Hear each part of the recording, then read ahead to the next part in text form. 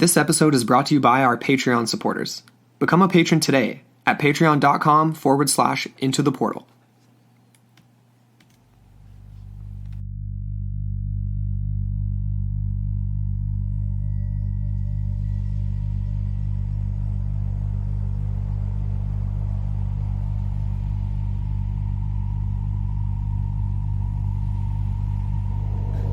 July 13th, 1967.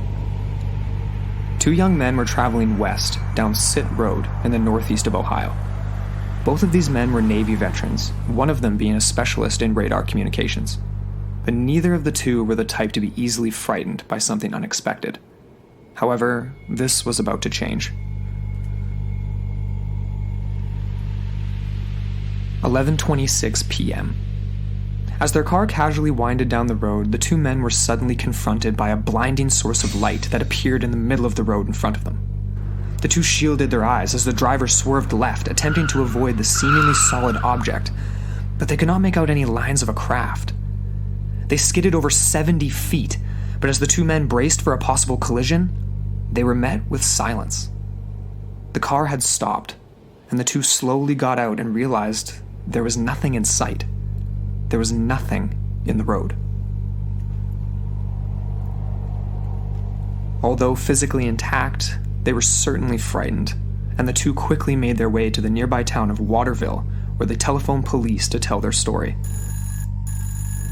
Shortly after, the State Highway Patrol would head back to the location of their encounter, attempting to find any evidence of what happened. However, nothing of note was discovered until shortly after the incident, when the driver of the vehicle claimed to have found a strange metal substance that he had retrieved from the road later on. The very same substance that would also be found in small traces on the car itself. Leaving us with the questions, what could have left this behind, and why? The UFO phenomena is a complex subject, and one that almost always leaves us with many more questions than answers when examining various cases involving trace evidence of an encounter. However, it also opens doors and minds to new possibilities of discovery. Tonight, we dive into multiple UFO accounts throughout history where strange materials have been left behind. Events that to this day have left researchers perplexed and leave questions wide open as to what produced these substances and how they got there. Join us on Into the Portal as we discuss UFOs, interdimensional theories, and take an in-depth look at the analysis of prominent UFO researcher Jacques Vallée.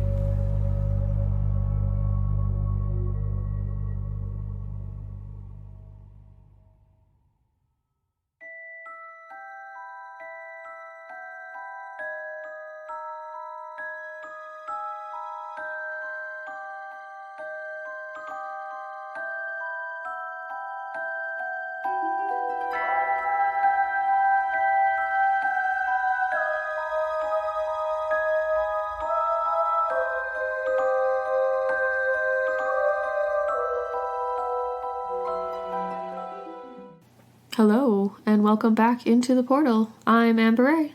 And I'm Andrew McKay. Welcome back, everybody. Mm-hmm. So we are here tonight covering yet another, well, I shouldn't say another, because we're actually getting into a few different sort of tales this evening. That, and we are kind of going down the rabbit hole again with Maury Island, because that is one of the cases we're going to be bringing up. So, yeah. It was very fitting that we continue on with this UFO train because of last week's Maury Island, and then it sort of just popped up in this in the research for this week. So it did. Meant to be. Before we get into all that, though, just some general housekeeping. We want to give a shout out to Dan.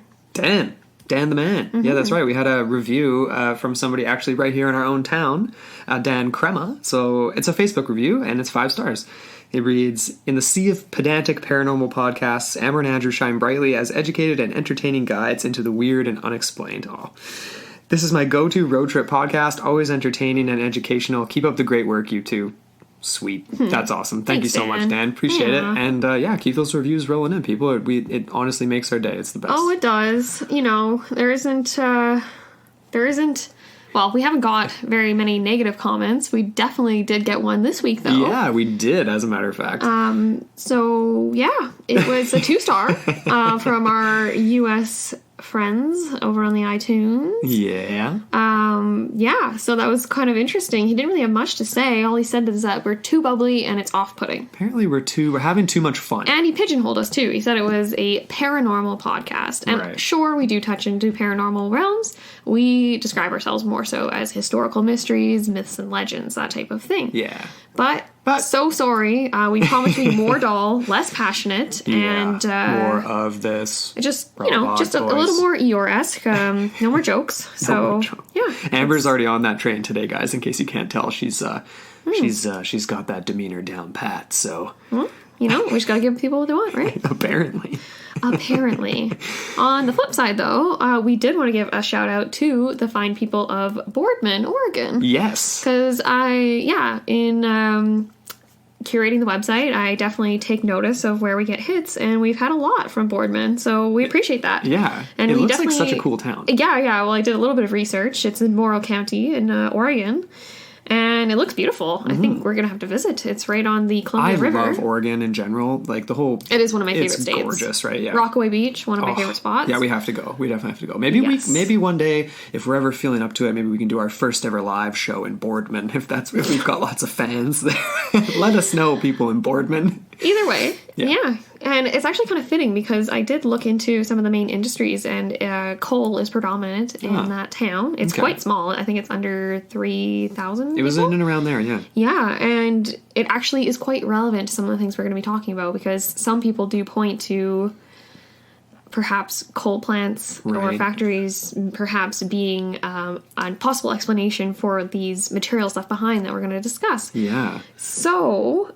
yeah, that was kind of our housekeeping, and let's dive into this now. Sure. So, I mean, the crux of the episode is sort of, we're going through this work that's been done by none other, like, Jacques Vallée.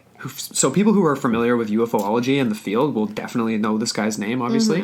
Those who aren't might not. But let's give a little bit of background on Jacques Vallée. Well, yeah, like who he was, what he accomplished, his ideas, all that kind of thing. Mm-hmm. This is just straight from Wikipedia. I just pulled it up because that's just a quick reference. No worries. But yeah, no. So it describes Vallée as born on September 24th, 1939.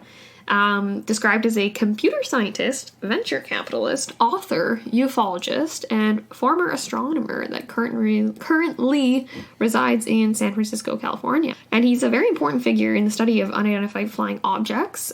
He was first noted for a defense on the scientific legitimacy of the extraterrestrial hypothesis, and later he kind of switched gears and he started promoting the interdimensional hypothesis. So that's kind of like the flip side of the coin, right? Yeah, it is. I mean, and that's obviously my jam because I always kind of tend to lean over in that direction. So I mean, into the portal, right? So anyways, we don't have a definition of extraterrestrial hypothesis, but I think people will definitely get the general idea. Yeah. It's just the idea that obviously beings are coming from another planet and they are traveling vast distances to reach our planet and then are manipulating or spying on us or doing all sorts of weird experiments, perhaps abducting people, who knows. And I think that's where people get into the idea of obviously looking at different races of extraterrestrials, and that matches up with exclusively the extra hypothesis because they're coming from different they're coming from different places, right? And that's why there's reptilians and there's greys and there's different things like that, but we're not really getting into that for this episode. But more so what we're kind of going to be discussing is interdimensional hypothesis, and along with, obviously, like Amber said, the analysis of some really fascinating materials left behind from these events. So I'm excited to talk about that because, it's a lot of it's very strange. So, just on the flip side of that coin, though, interdimensional hypotheses. Yes. So that would be a more terrestrial origin for this phenomena, right? Yeah. It's kind of the opposite of the extraterrestrial in the idea that these related events involve visitations from other realities or dimensions that coexist separately alongside our own. Right. Right. And that would explain, but that's why the interdimensional hypothesis has been brought on here, and why Jacques Vallée has started to, in the later part of his career, has sort of argued for this, is because the materials that we'll be talking about tonight often are terrestrial, which is fascinating. They're also... They're not extraordinary. They're not... Yeah, like, so it lends to the belief that things are happening right here, right in front of us, possibly, that we don't see all the time. We only see things sometimes. Mm-hmm. But... Yeah. Yeah. So I thought this was interesting. I pulled this off the Wikipedia again, too, just looking into general specifics of the interdimensional hypotheses, right. Just to be that person. Anyways, there was this one sort of idea put forth by Hilary Evans, and it was kind of interesting because he argues that the IDH, or the interdimensional hypotheses, is kind of advantageous in the idea that it can explain the apparent abilities of UFO to appear and disappear from sight and radar, from our senses and from our instruments, that type of thing. So this could be explained as the UFO entering and leaving our dimension, so materializing and dematerializing. And then moreover, he also argues, or Hillary? I had a feeling, I know it's Hillary, but I got the sense that it was a guy. I think so too. Evans argues that, this is a quote, that the other dimension, the other dimension is slightly more advanced than ours, or is our own future, this would explain the UFO's tendency to represent near future technologies, such as airships in the 1890s, rockets and supersonic travel in the 1940s, etc. And then kind of just, you get these new waves, these new sort of, it almost seems like a new era. Yeah. And it's always just sort of, well, not always necessarily, but it's just sort of just slightly ahead. Not vastly, like thousands of years in technological advances ahead, but just sort of these periods, that match up with different sightings. It's almost like flare-ups too, and then it'll die down for a little bit, and then we'll get this thing. But my favorite idea is like, exactly like you said, right? That it could be us from the future. So this idea that we are experiencing echoes. And even John Keel, like, he is a big proponent of this, and he definitely ties it into ghosts and demons, that type of thing, as furthermore, like, similar things, right? If you think about it, like, a ghost could be an imprint from the past, an echo from the past that is continuing further along that line of time and space and all this kind of thing. Yeah. And could explain, exactly, like, the half-formed sort of, I don't even know how you would describe, like, the psyche of, or like the imprint, that type of thing. Like it's not a completed thing. It's not like a established, like completely tangible thing. And then also I thought it was interesting just in the idea, because we've talked about a number of cases involving pilots that experience things while they're in the air, and things that can or cannot be detected by radar, or are sporadically detected, that type of thing. And obviously you have to consider the mundane explanations of radar interference, from like scattering or precipitation, that type of thing. Yeah. But I feel like that doesn't go the full gambit. Sometimes, like, in those 0.01% of cases that just cannot be explained. Sure. And of course, like, the one that comes up to mind right away is the Felix Moncla from our Great Lakes Triangle, our part 2. And completely disappeared from radar. There was the second object that had clearly interfered with his craft, and we've had explanations that it was maybe a flock of geese, or maybe it was different things like that, or precipitation again. Or exactly. But these things can't explain everything, obviously, and I always find that fascinating when something isn't on radar, or there's these, because we have these checks and balances for seeing if something's actually there, and radar is one of them, but the naked eye is another, right? And if it's there 1 minute and gone the next, that's really interesting. Seemingly neutral forms of technology that would be able to detect, either in the form of like electromagnetic wavelength patterns, or I don't know, something. So, anyways, yes, that's kind of the premise of the episode. Yes, and we're going to be using an article written in 1975. By. Sorry. No, it wasn't 1975. It was 1998. Yes, right. The physical analyses in 10 cases of unexplained aerial objects with material samples. This was written by Jacques Vallée. Yeah, so yes. I mean, I'll kind of go through the abstract of it, I suppose. Yeah, I feel like that's a super loaded abstract. Yeah, I mean, essentially what it is it's a survey of 10 cases of unexpected aerial phenomena, so UFOs, accompanied by material residues. So very much like, and the Maury Island case is included in this, but very much like last week's episode, where we had this very bizarre ejection of a liquid-like substance that ended up in potentially a slag-like material that was analyzed by the FBI. No report was ever released from the FBI on the analysis of that substance. Yeah. And the idea that there's these two categories, right? So the Maury Island is actually pretty perfect for this because it illustrated both. So the idea that there are these light materials of high conductivity, such as aluminum, and on the flip side, slag-like materials that are reminiscent of industrial byproducts. Right. Mm-hmm. Right.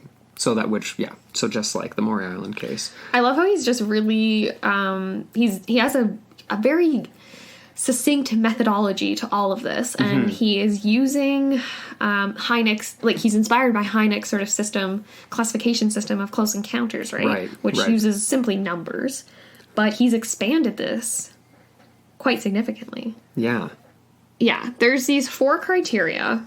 Let's just get into that first. Okay. So, because he's not just pulling cases out of thin air. He's not just pulling things that he's read something on the internet and now all of a sudden he's just like latched onto it and that's whatever. But he has 10 cases that he goes through and he has these 4 criteria. So number 1 would be that the literature gives sufficient ground to support the fact that an unusual aerial phenomena has occurred. 2, the circumstances of the actual recovery of the specimen are reported. 3, there is data to suggest that the specimen is in fact linked to the observed aerial object. And 4, physical analyses has been performed by a competent laboratory of known reliability. So he has criteria. He's not just like, you know what I mean? It's not willy-nilly, no. Exactly, yeah. And so in conjunction with this criteria, he has sort of like we put it up on our Facebook group, actually. If anyone's not a part of that Into the Portal podcast forum group on Facebook, we posted it last week just in relation to the Maury Island incident. But yeah, like I said, it is inspired by Hynek, and he expands his system. He gives each case a type and a category. Right. So, so the types of methodology that he essentially goes through is the categories to which the typology is applied, rather, is... The classification. The classification, sorry. It starts with CE for close encounters, okay? MA for maneuvers, trajectory, discontinuity. What exactly would that mean? So that it's exact non-ballistic motions, right? So it's not just a flyby, which is the next category, FB. FB, flyby, so no observed discontinuity in flight, just straight past.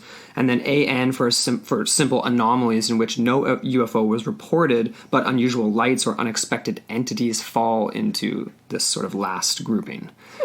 So I suppose, I'm trying to think, for some reason Braxton County just popped in my head. I'm like, I feel like AN and simple anomalies would maybe fall into that because there was like a ball of fire scene and then just like a crazy... Yeah, like the ball of fire, but then no... But I guess it could be a CE too because it is a close encounter and they did have physiological effects. So that gets into the categories, right? Because you get the types going across, and then you get the categories... you get the types going down and categoriries across in this little chart. Right, so there's 5 categories, right? Exactly, yeah. So the first one is, number 1 is just a sighting. Number 2 would be a physical effect on... This is exclusive to the environment, so things like burn marks, broken branches, that type of thing. 3 would be a life form present or seen. 4 would be a reality transformation. So I feel like that is a range of things. It could even possibly apply to abductions, that type of thing. Yeah, like when I read... time loss or that type of thing. Totally.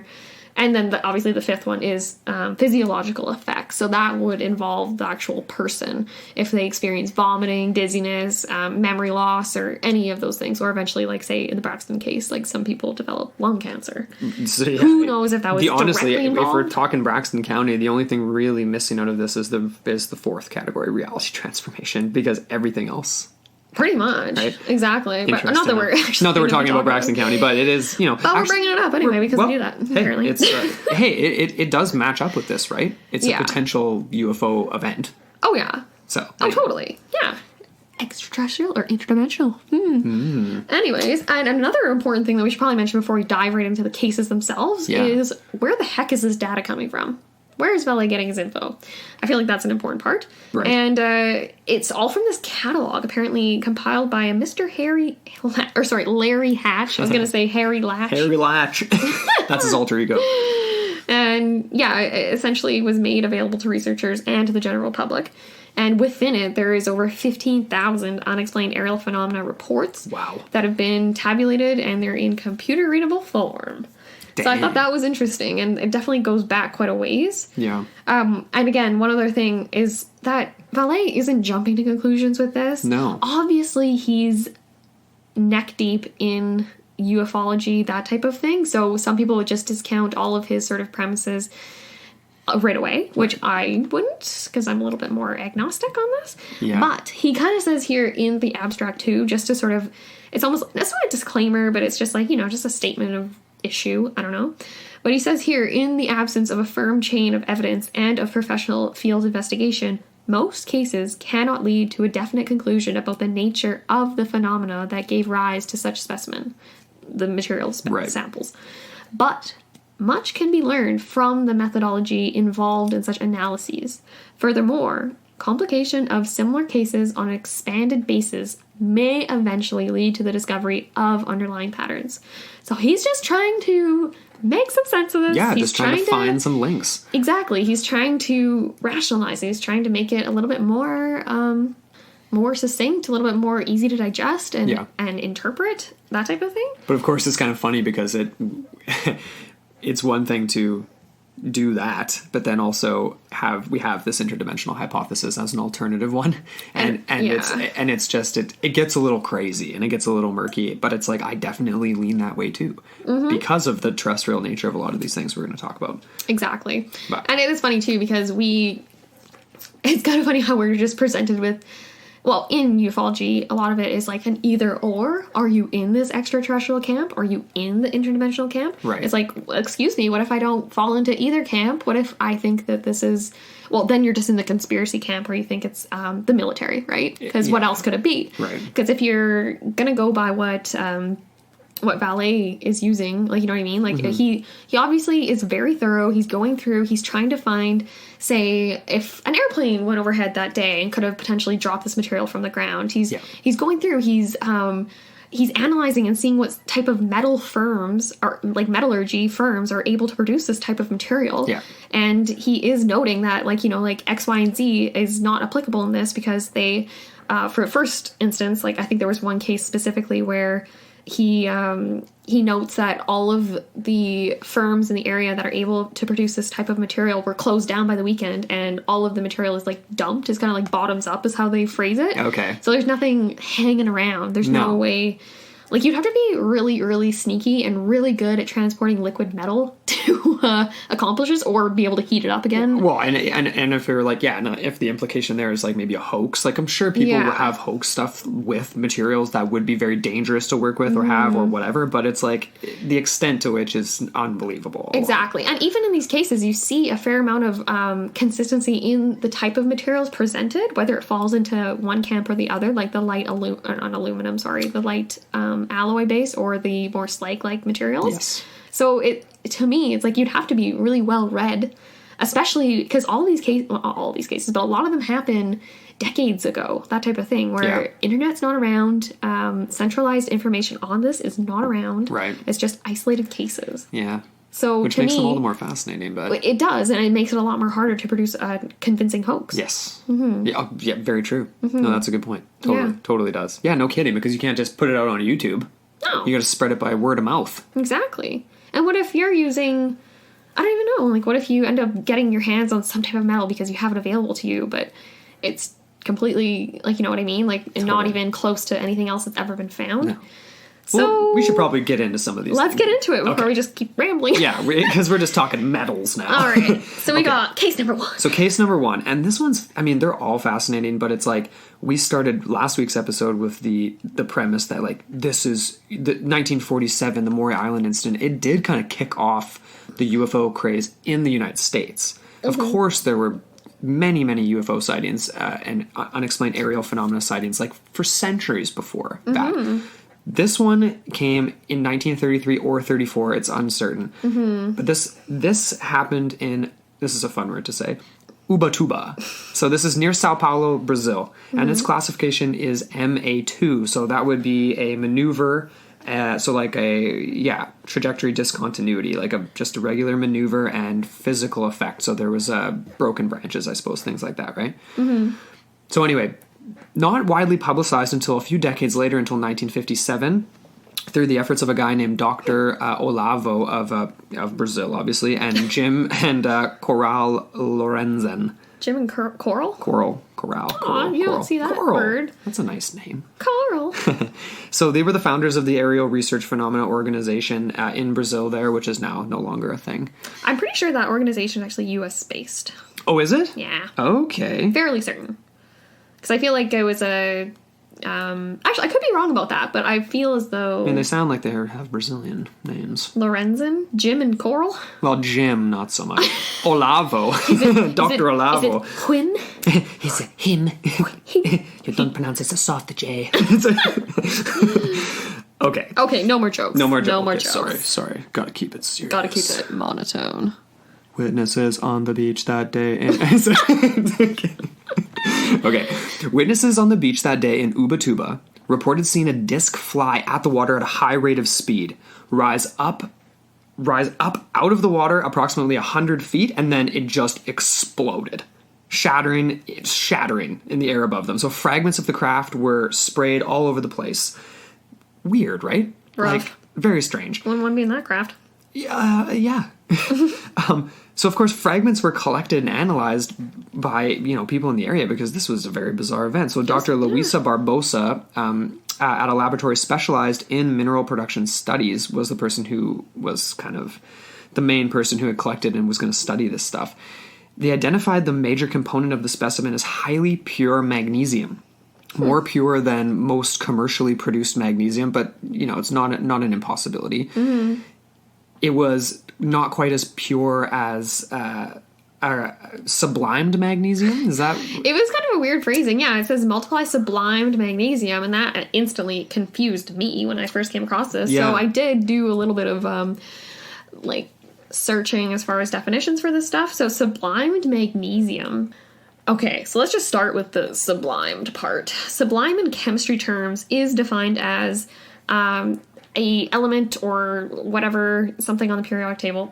Yes. That is able to change directly into a vapor when heated, typically forming a solid deposit again on cooling. So what they're saying here is that this magnesium was not quite as pure as sublimed magnesium, meaning it wouldn't quite change directly into a vapor when heated. It would still have that sort of that liquid form too. Stage. Yeah. But very pure. Very, very pure. So I thought that was interesting too, because when you get into these accounts, a lot of the witness testimony says that they see this liquid ejected and then it cools rapidly. Usually there's a steam involved or a vapor of sorts, that type of thing. And so I thought that was interesting. And then obviously definition of magnesium is just a chemical element of atomic number 12. It is a silvery white metal of the alkaline earth series. Mm-hmm. And it is used to make strong, lightweight alloys, especially for the aerospace industry. Yes. It's also used in flashbulbs, pyrotechnics, and it burns with a brilliant white flame. So when you think about UFOs and you think about a lot of these UFOs that sort of emanate a glow, that type of thing, that reminds me of this. Yeah. Right? Something that would burn very brightly. But well, exactly. But like, sort of I'm thinking to myself, either way. there's high pressure in these vessels, these vehicles, or there's high temperatures involved. People have definitely experienced burns. They've seen the vapor. Again, we're going to Braxton County, right? Because you get that noxious fumes that basically, like, everyone got sick. And what if those noxious fumes was actually these metals, like an alkaline earth series metal, that you're ingesting, you're inhaling it into your lungs. That's heavy metals. Right. That's obviously going to cause some damage. It matches up with the ideas that, people had gotten lung cancer, and then you get that with all kinds of different UFO phenomena. Exactly. And we'll get into more of this in our, second half of the episode, but the idea here basically is what are these substances being used for? What is this being left behind? Yeah. Is it a fuel source? Is it? I don't know. Well, I mean... That's one theory. Mm-hmm. Yeah, the idea that it would be a fuel source in its gaseous form, and then maybe perhaps we'll get into it more. We'll get into it more. Sorry, I'm getting ahead of myself. That wasn't even the end of the story for this one, hey? It goes on, because there was another professor that he worked with Stanford University. His name was Professor Peter Sturrock, and he confirmed, he retested the material. He confirmed that this was magnesium and magnesium oxide. Very minute amounts of impurity, but it did have trace amounts of aluminum, calcium, and iron. Which, and just again, it's like, okay, we know what these things are, okay? Like, you can, right? Like, we know what these words are, we know what these elements are, but it's like, they don't just show up in near pure forms in chunks on a beach when people witness something exploding in the... Like, that is a very out of place spot to be finding these types of metal fragments. That close to, like the beach, like that close to public. Very strange. You know what I mean? If this is some sort of high-tech, super secret military experiment going on, I feel like they would have a better place to do it. Unless they lost control of the technology, then maybe that would explain it. Possibly. Is it manned? Is it unmanned? We don't know. So that was the first case. I thought that was really cool because of the purity of the material. I agree. Very unusual. Well, and the thought I have, and I know it's like, I'm going to save stuff for the end, but it's like, okay, well, if there's an explosion, then perhaps like that is what brought on some of the impurities. You know what I mean? Like, there's an explosion, possibly, like, there are other materials in the explosion, and it mixed with that gas that then formed into a solid. With the high temperature, right? That could... Yeah. So these fragments are landing in an impure state, when in fact they quite possibly could have been before like in this instance with an explosion, right? Yeah. It's different with, say, the next case, where there's just ejected and no explosion. So we're getting back into Maury Island here. We are case indeed. Number 2. Of course, we already know this happened on June 21st, 1947, if you listened to the last episode. And if you haven't, I would highly recommend going and doing that. Yeah. I mean, quick recap, I guess. Well, quick recap, yeah. So 1947, like we said, this definitely was the kickoff of like another wave of UFO craze that kind of occurred in the modern times of the world in the U.S. And yeah, so it was witnessed by Harold Dahl on his boat in Puget Sound, Washington. He and a small crew of 3 others plus a dog witnessed 6 craft overhead. And basically what happened was one of the craft appeared to be struggling. It dropped from about 2,000 feet in the air down to about 500, almost directly above Dahl's boat. And when he saw this, he kind of freaked out. So he ended up bringing the boat to shore on Maury Island, whipped out his camera just as the craft was... I believe it was just at the moment when the craft, another assisted it. It came down, it was kind of like floating around it. Yeah. And then we heard a minor dull explosion, or we were there, we saw it. No big deal. But anyways, Dahl heard it, and then he saw this light, paper-like, silvery substance be sort of ejected. It was almost like confetti flying through the air. Yeah. And it was this light silvery stuff, and then right after that you get the other, so the heavier, the darker, the slag-like materials. And this was a little more intense, and one of the chunks apparently hit his dog, killed it. Another one hit his son. And his son was... shoulder. Exactly. His arm was broken or something. And then he ended up in a fugue state in another state, serving... waiting tables, didn't know how he got there. At a roadside diner, apparently, according to some case, like, you know, if you want to believe that. But anyway, so yeah, Maury Island. Yeah. Definitely is one of those more muddy cases. A lot of people just dismiss it as hoax because of the Fred Chrisman element, and he was kind of a shady character. But anyways, we're not going to get into that too much. There was a few things we missed in that episode about Maury Island. And one of the things that I thought was the most interesting amongst them, we did a follow-up on the blog about this, so if you want more details on it, I would highly recommend going to that. But one thing I did want to mention before we dive into Vallee's take on this case is the fact that allegedly Paul Lance, the guy who was on the receiving end of the mysterious anonymous phone calls that were taking place as Chrisman and Dahl were being interviewed by FBI agents and by Kenneth Arnold at the Winthrop Hotel in Tacoma. Apparently all the details and all the names of the people involved in those interviews were relayed anonymously to Paul Lance, who was a local reporter in Tacoma. And supposedly in the days after Dahl recanted his story at the cost of, because we had the unfortunate accident of two Air Force agents dying in an unfortunate plane crash that were involved in the investigation, and they had interviewed Dahl and Chrisman, and they were on their way back, and they crashed and died. And so it kind of made the case like a hot potato that you don't want to touch. Right. And basically Chrisman and Dahl were put in the hot seat. Yeah. So, yeah, apparently this Paul Lance died mysteriously. Really? In the days following Dahl's recanting. Yes. Okay. Paul Lance. And I know that was a name we mentioned in the first one, so I definitely wanted to specifically mention him. And the fact that his death was unexplained. They did an autopsy. They could not find a cause of death. Really? Either that or they didn't want to find one. Yeah, like they offed him. Somebody did. Yeah. And apparently it happened to one other reporter that was involved in the case as well in Tacoma.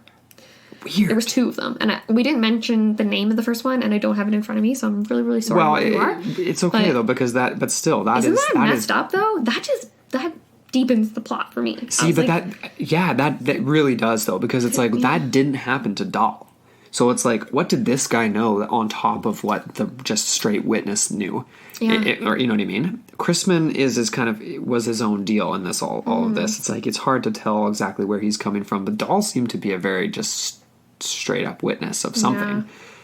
So anyways, that's like a side note, but I just thought that was really cool and interesting, and not cool. Nobody's mysterious death's cool, but, like, it's just a very There's a lot of true crime people fact. out there that we interact with that would probably disagree.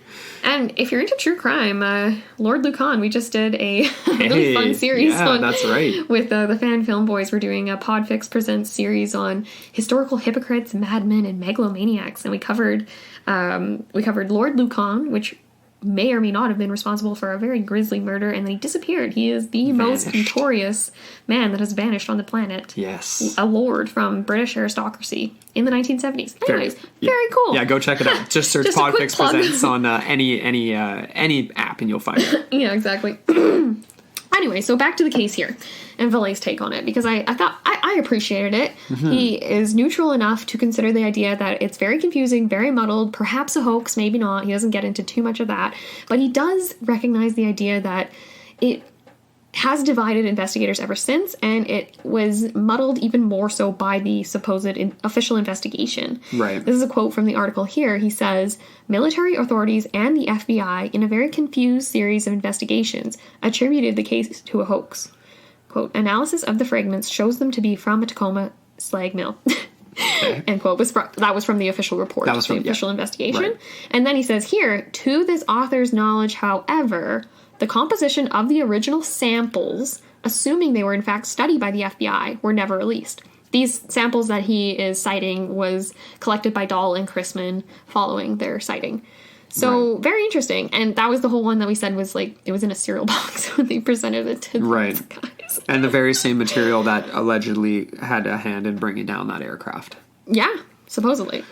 And so, anyways, he does get into the idea that Ray Palmer from Fate magazine and Kenneth Arnold, one of the more prominent ufologists, I would say, of that time, they actually co-authored a book together in which he determined, I guess they had their own private analysis performed on the material. Okay. And they determined that the primary constituents of the material were calcium, iron, zinc, and titanium. Oh, titanium, huh?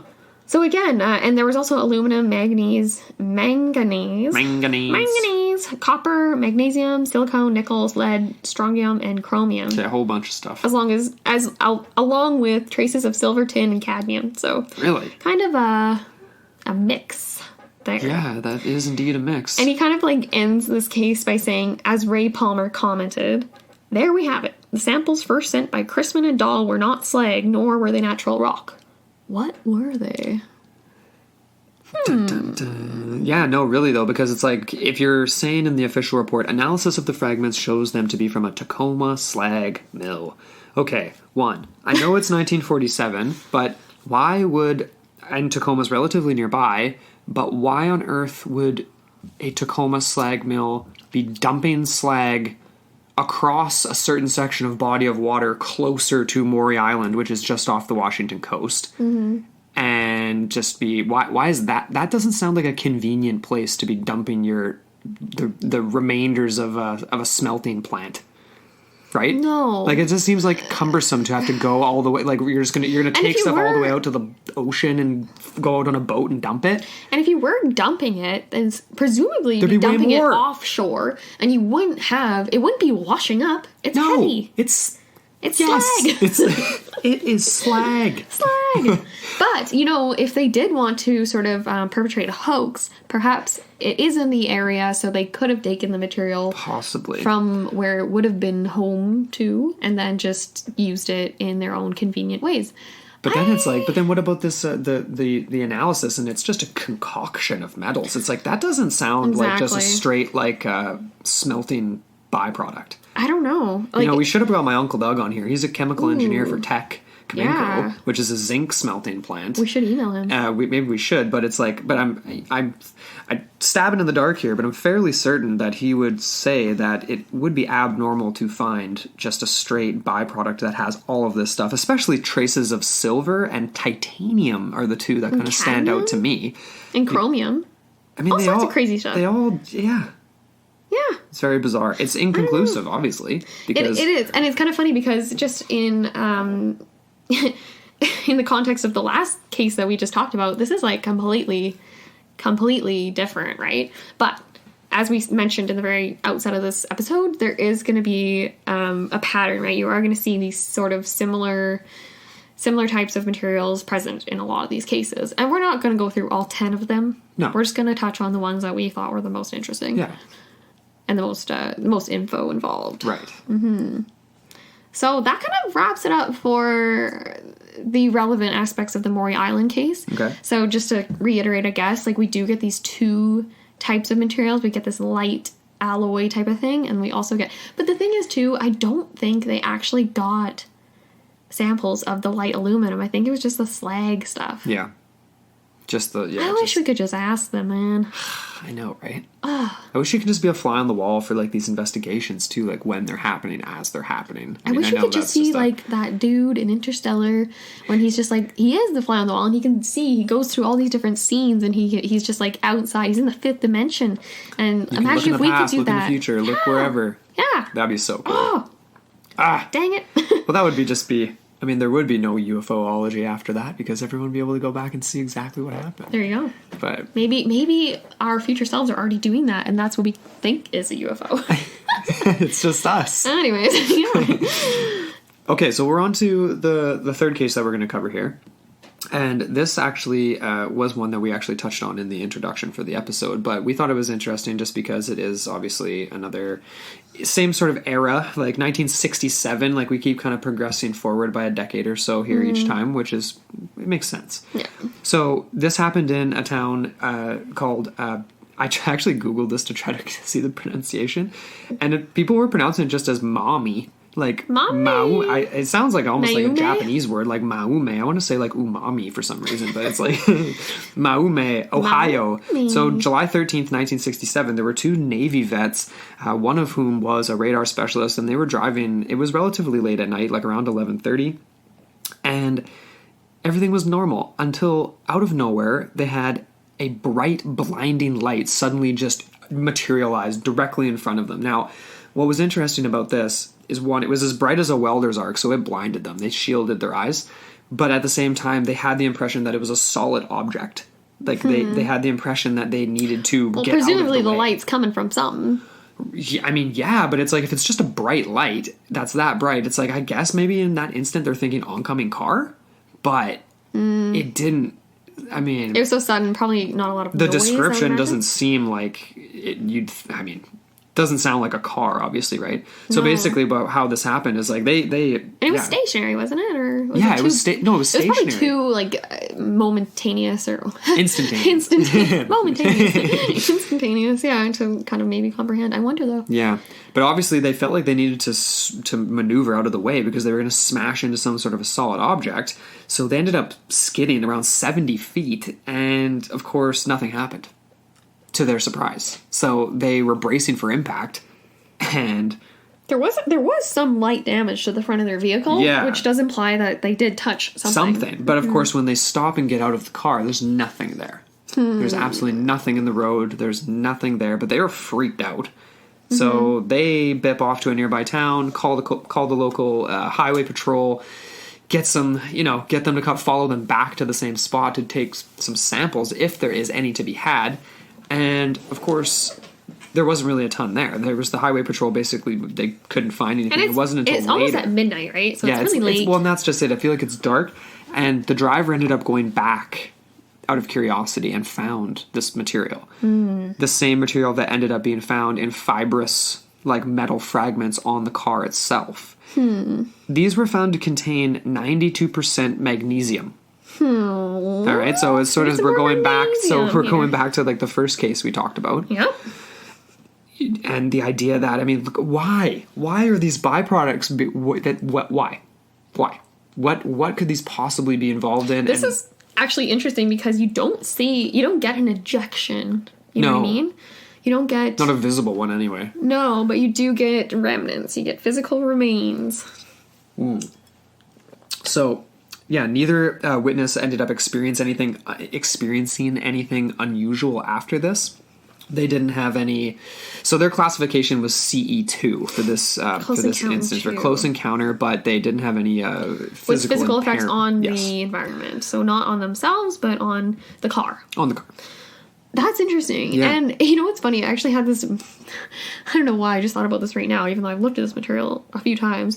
But I was just thinking to myself, like, I feel like way back in the day, that might have been interpreted, and still could be interpreted, as maybe an ethereal being. Like, you know what I mean? Like an angel. Oh, like something. Just a bright light that appears. Like, yeah. You get a lot of anecdotes like that, like even in the Bible and stuff. So yeah, totally. I don't know. Like it's so funny, right? Like we live in such a secular society these days that we don't often interpret using a religious lens. Right. In Canada and in the US, that type of thing. Yeah. Obviously, it's more predominant in other places, but very interesting. It is, and that spirituality versus paranormal. Totally. What is that?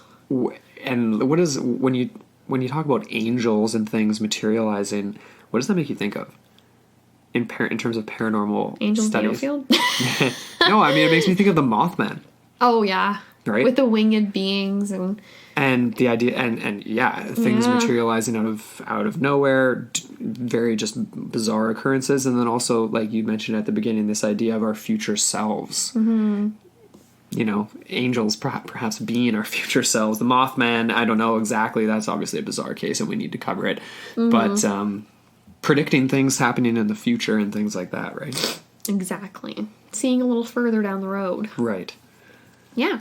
So that wraps up Mommy. Mommy.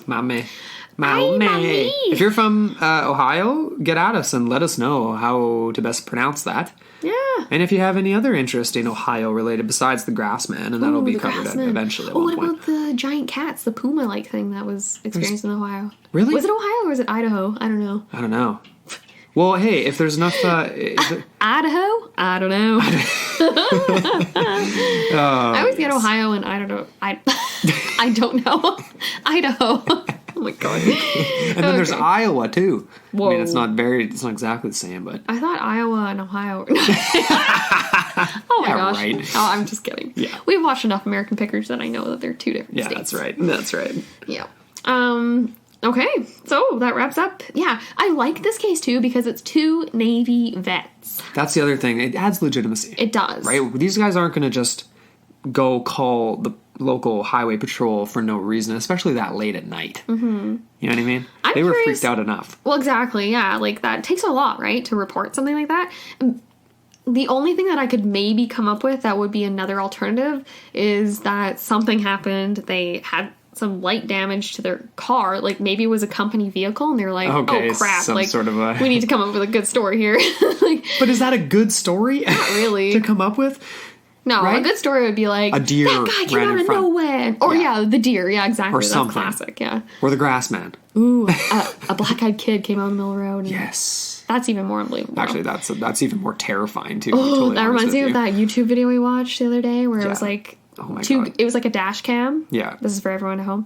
The dash cam, two guys driving in the middle of the night. They come around this like corner, and there's just a freaky kid laying in the middle of the road. Faceless. Yeah, it was just like this black sort of kid that was sitting in the middle of the road. Yeah, like no face, no nose, no eyes, no nothing. They don't even stop, really. They just reverse and just go back. Yeah, they're just like, nope. No. That's not right. No, that was freaking in. Yeah, that's... It's almost as bad as that weird I don't even know what it was. It wasn't a Wendigo type thing, but it was like that crazy crab crawling entity with like its head turned like the wrong way around. It was like a you're full, giving me like, shivers 180. just thinking about it. I'm like Creepy. There's doing like a crab walk across like the okay. I can't wait for Halloween to do. Just October is going to be fun. Oh my gosh, I am just every fiber of my being wants it to be Halloween right now. That's my okay. Anyway, yeah, we're talking UFOs right now. Okay, though. Fine. Amber and I love the fall. We're sick of summer. It's too hot. It's killing me, man. I'm over it. It's killing me. I want to carve a pumpkin. It's not man. summer anymore. It's just fire season. Yeah.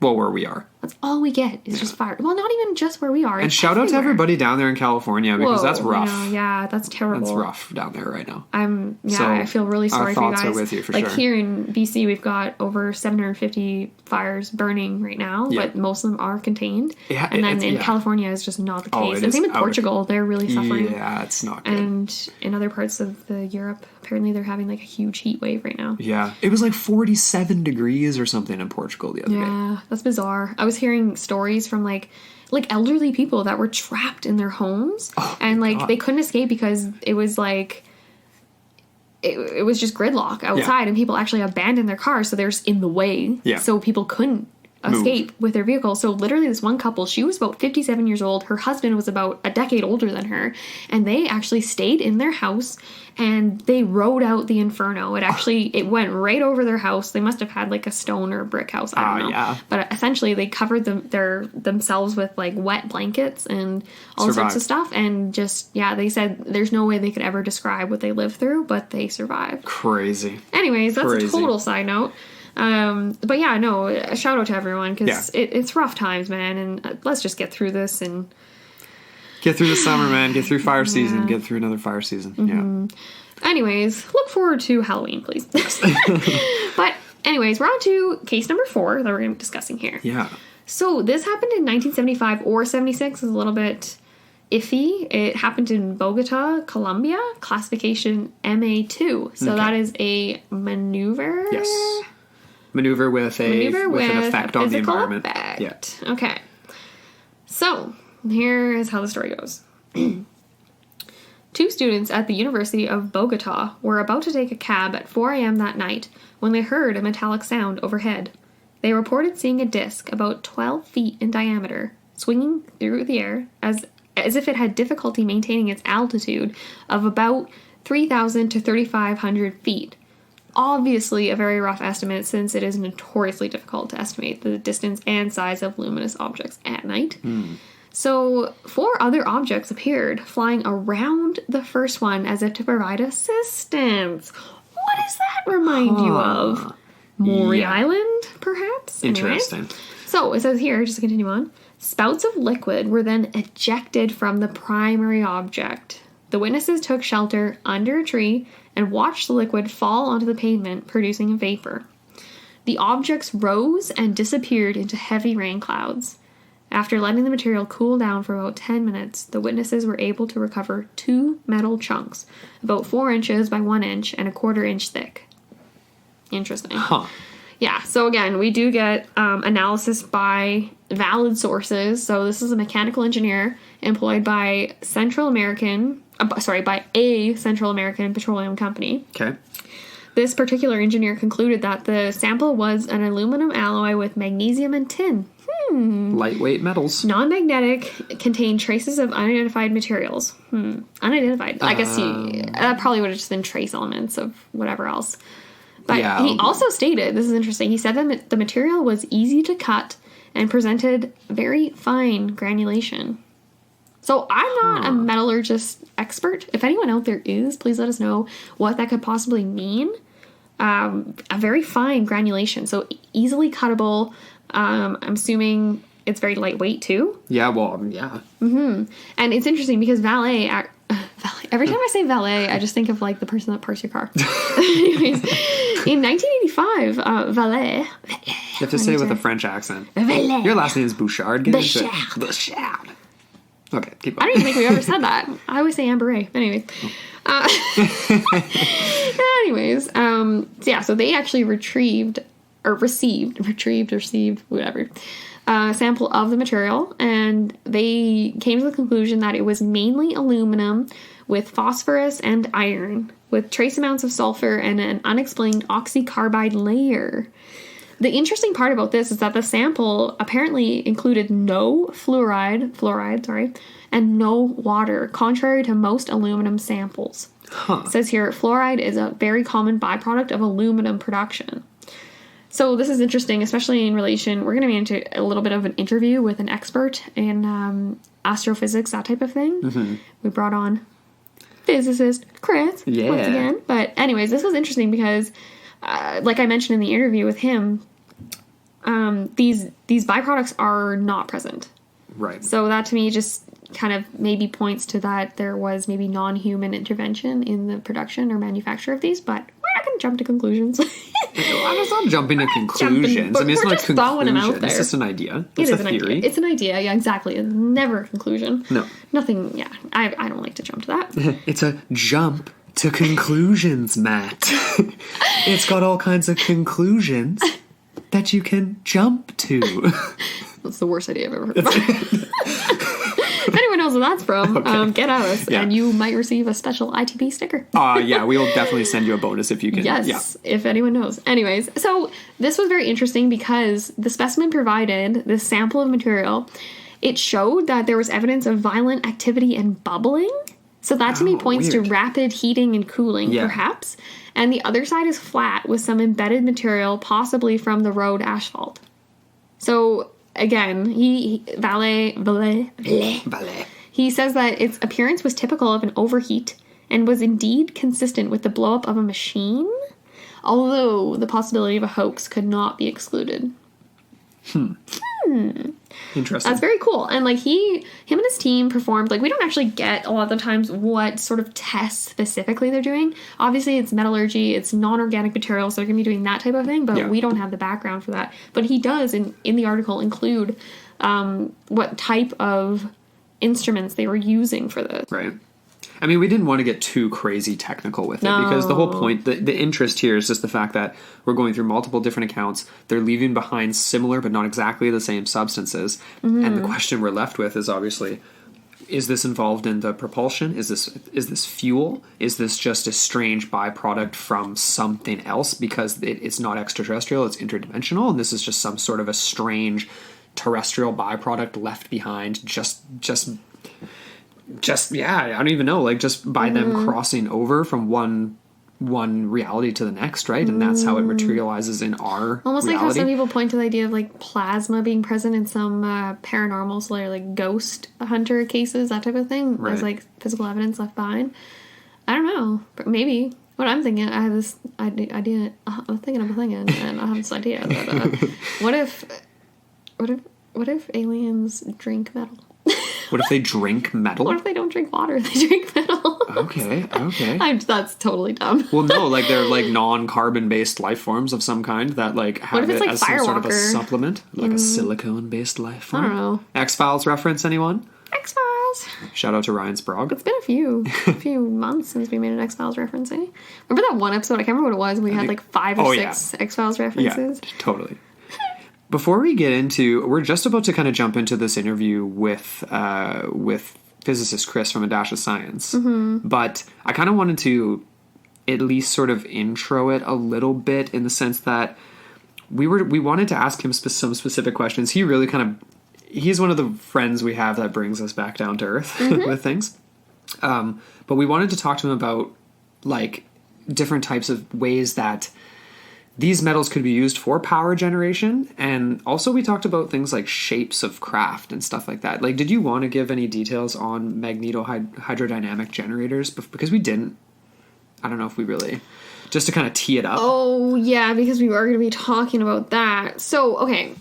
So, just, for context sake, for everyone listening to this interview coming up, the second half of Vallee's article goes into more the theoretics behind this. Yes. So what the heck could this material possibly be used for? Yeah. He has a section in the article that will be available in our research notes, obviously, our show notes. Of course. And he points to the idea that they're harnessing liquid metal technologies as and as he phrases it, and as you'll hear in the interview, he phrases it, when is it appropriate? Sorry, is it appropriate to ask? Or sorry, it is appropriate. Oh my god, I'm like stumbling over this. It's okay. It is appropriate to ask under what conditions one might want to use liquid metal in a flying vehicle. So he is making some presuppositions here. He is taking witness statements as fact. He's giving them legitimacy. He's saying that the material collected is connected to these sightings and to these unidentified flying vehicles. Yes. And so that's where he's coming from with his own assumptions. And Chris definitely, he questions those, obviously. He comes from the camp that the most mundane explanation is the most probable, right? Which is the most rational way to look at it. And I have to agree with that. And so from his perspective, it is most likely a case of either a hoax, or if you really want to, believe that something did occur, that it's probably just human caused. It's probably just secret technologies that are being developed by the military and that type of thing. Because like he says in the interview, that's where all of our money goes. Yeah. So technologies that we don't think exist and that are presented to the public are usually invented about 40 years previous. Right. So that's interesting. But I feel like it doesn't explain everything. No. But let's get into this, though. And yes. Yeah. All right, so we have a very special guest tonight. It was super, super last minute, so we're very thankful for that. But we have physicist Chris from A Dash of Science podcast on with us tonight. How's it going, buddy? Hey, it's going pretty good. How are you guys?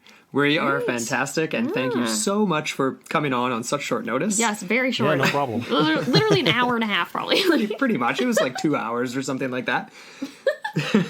It's always nice, though, that we have somebody like you that we can call upon for such for endeavors like this, because this is kind of a serious topic, and we're not going to get too crazy in depth, but obviously, we need your expertise, so thanks again. Yeah, no problem. On-call scientist. I mean, my fee's only $100 per hour. You guys can afford that, right? On our podcasting salary, we should be able to hack that in about maybe 50 to 60 years or so. Sure, no problem.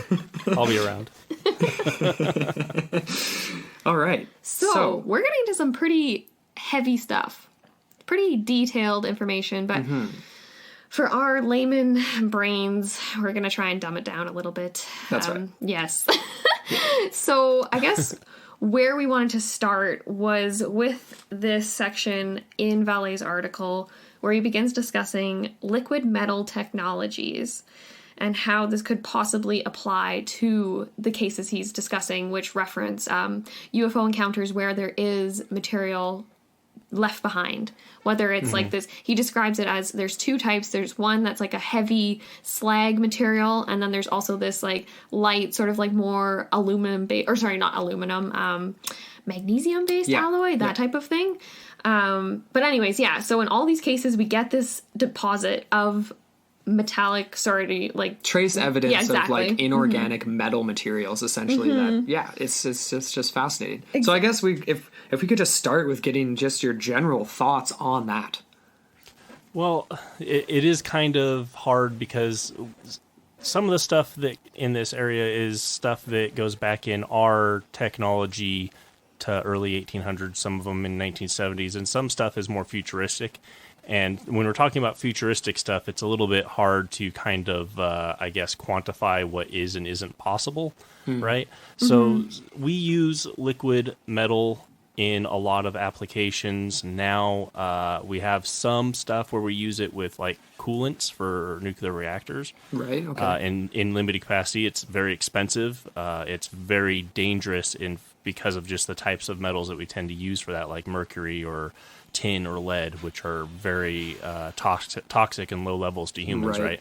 So we don't use them in a lot of aspects. But as far as using them as like a current storage, I don't know of anything that we currently do with that kind of technology, or even anything that we've studied as a potential in the future. So if I were to look at the path of our technology, humans' technology on Earth, I would say it's not very likely that that's something that we would get to at any point within the next, say, 50 years, 100 years, maybe even. Okay. But, if you're talking about an alien species who is advanced enough to travel interstellarly, then, I can't predict what sort of technology they might have. See, that's I would you made an say interesting it's not point, likely. though.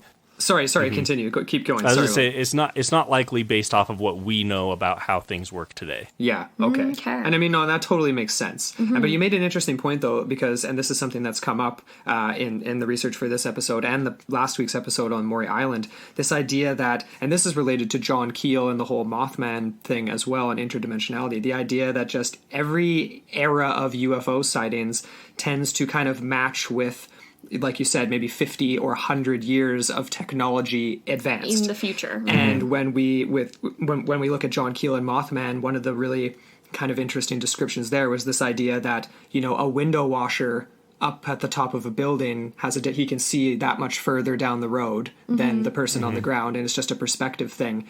So that's just interesting. Or, like the 50-year, 100-year kind of thing. It matches up, right? Exactly. And also, just to add to that thought, is the idea that perhaps it's been put forth by proponents of the interdimensional theory, or hypothesis, I should say, that we are seeing echoes from the future. So, say, the people that were witnessing UFOs in the 1940s were actually witnessing technology from, say, 70 years down the road. Right. So we're seeing echoes of ourselves. There you go. Exactly. Yeah, that's pretty interesting. Yeah. There's a lot of things too with kind of a general UFO thing, right? This is why there's so many government and military conspiracies that come out of this, is because of the locations they tend to be, the military places that tend to be there, and the fact that the technology advancements that we as humans make tend to usually be within the realm of like Department of Defense here in the U.S. or other similar places in other countries, because that's where our money really is as far as research goes, into modern times. And so we'll find out later, once these things become more usable technology, and they get released to the public, and then you start looking at their history, and you find out, wow, this thing was actually invented about 40 years before I thought it was. Yeah. Interesting, I think a good example of that, I think, would be like, you guys had said something about like kind of beta decay, and I don't know if I'm jumping ahead for you guys here, but go ahead. As a method of power generation. So there's two different types of things that people talk about with beta decay for propulsion. One is actual physical propulsion, like we use with our chemical rockets, which is basically a issue of throwing things out the back end as fast as you can to get, use that physics to push you forward. And in that regard, beta decay isn't a very good source, because beta decay uses mostly electron and neutrinos. And neutrinos have very little mass, so they don't really interact with stuff. So that wouldn't make a very good thing to throw out the back. Okay. Electrons do, and we do have electron propulsion, and is very efficient, has a high, what we call specific impulse, which is literally just kind of a measurement of efficiency. But they have really super low thrust, right? So you can put one on a spaceship and fire it, and in 50 years you'll be going really fast. And we like these because they're very efficient. They don't take much fuel, but you're not going to put humans or any living species on those and get them anywhere within a life cycle of that species. Right. So it's just not very efficient for a main means of transportation in that way. But so the other idea behind beta decay is for like a power source. And the interesting thing about that is that beta decay, most of the nuclear power sources that we use work off of like thermal dynamics, using the thermal properties, the heat generated from radioactivity. Beta decay doesn't. It uses more, they call them, beta voltaic devices, I think they're called. Okay. So they produce electric current. And they kind of use like electron holes, like yada yada, advanced nuclear physics stuff. But essentially, the important thing to think of these is these work kind of like batteries.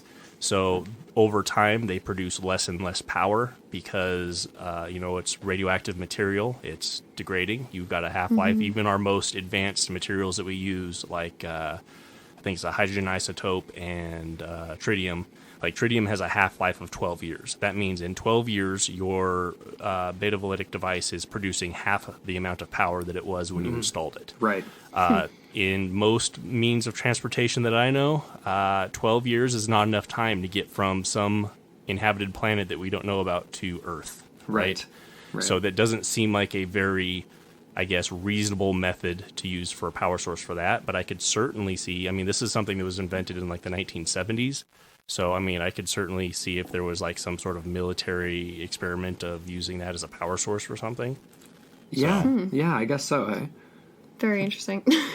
All of this is so far beyond my... Well, especially when we start to get into the idea of obviously like the way that you've just that last sentence there from you, Chris, like the idea of a nuts and bolts craft coming from a great distance and the energy and the type of propulsion system that it would need for that great distance. And then there's also the flip side of this, which is the interdimensional, which doesn't necessarily mean that it wouldn't require the same type of, energy and propulsion system, but it's like we're working within our own kind of like humanistic idea of distance and time when we're thinking about these things. So I don't know, like that's just my just throwing that out there because we're going to be getting into some interdimensional theories and stuff. Yeah. Yeah, until you can prove how that works, you don't know what the requirements for it are, right? Exactly. Yeah, no, exactly. Yeah, he kind of talks about how well, yeah, I mean, like the type of things that we're talking about, yeah, like the beta decay and the type of propulsion systems that obviously like you're familiar with and work with, like with NASA and stuff. They're loud, produce light, produce heat, and a lot of the things that we have examples of kind of don't have those aspects to them, which is just so fascinating. I mean, we have obviously, like for example, the Charlie Red Star case, which actually we're doing a Patreon episode for, but that was a Manitoba UFO. Silent, no sound, but a bright glowing red light. So Amber and I found ourselves talking about like what would produce this light that seems to be emanating from within, and does that have to do with its energy source? Yeah. I mean, that is an interesting thing because if you just basic physics, any type of reaction, any type of generation of anything, you have different ways that you can transfer energy into a thing, and two of the most common things are heat and light, right? So if you are generating that amount of light from something, that's essentially, unless your light has a purpose in and of itself, that's wasted energy. So why would something that is going to require a significant amount of energy be producing that much light unless that light itself is being used for something? Totally. Actually, that is a really good point. That is a good point. And the idea that there is this high heat as well, high temperatures, like that definitely corresponds to Charlie as well, right? I remember that one anecdote from the McCann family where she was in the family farmhouse and she looked out the window and she could just feel, it was almost like she was being baked alive. Yeah, totally. And then, of course, there's scorch marks, not from that case, but obviously other UFO cases, right? From like sites where... Even the, what's it called? The Falcon Lake incident? Yeah. Where he gets burned on his chest.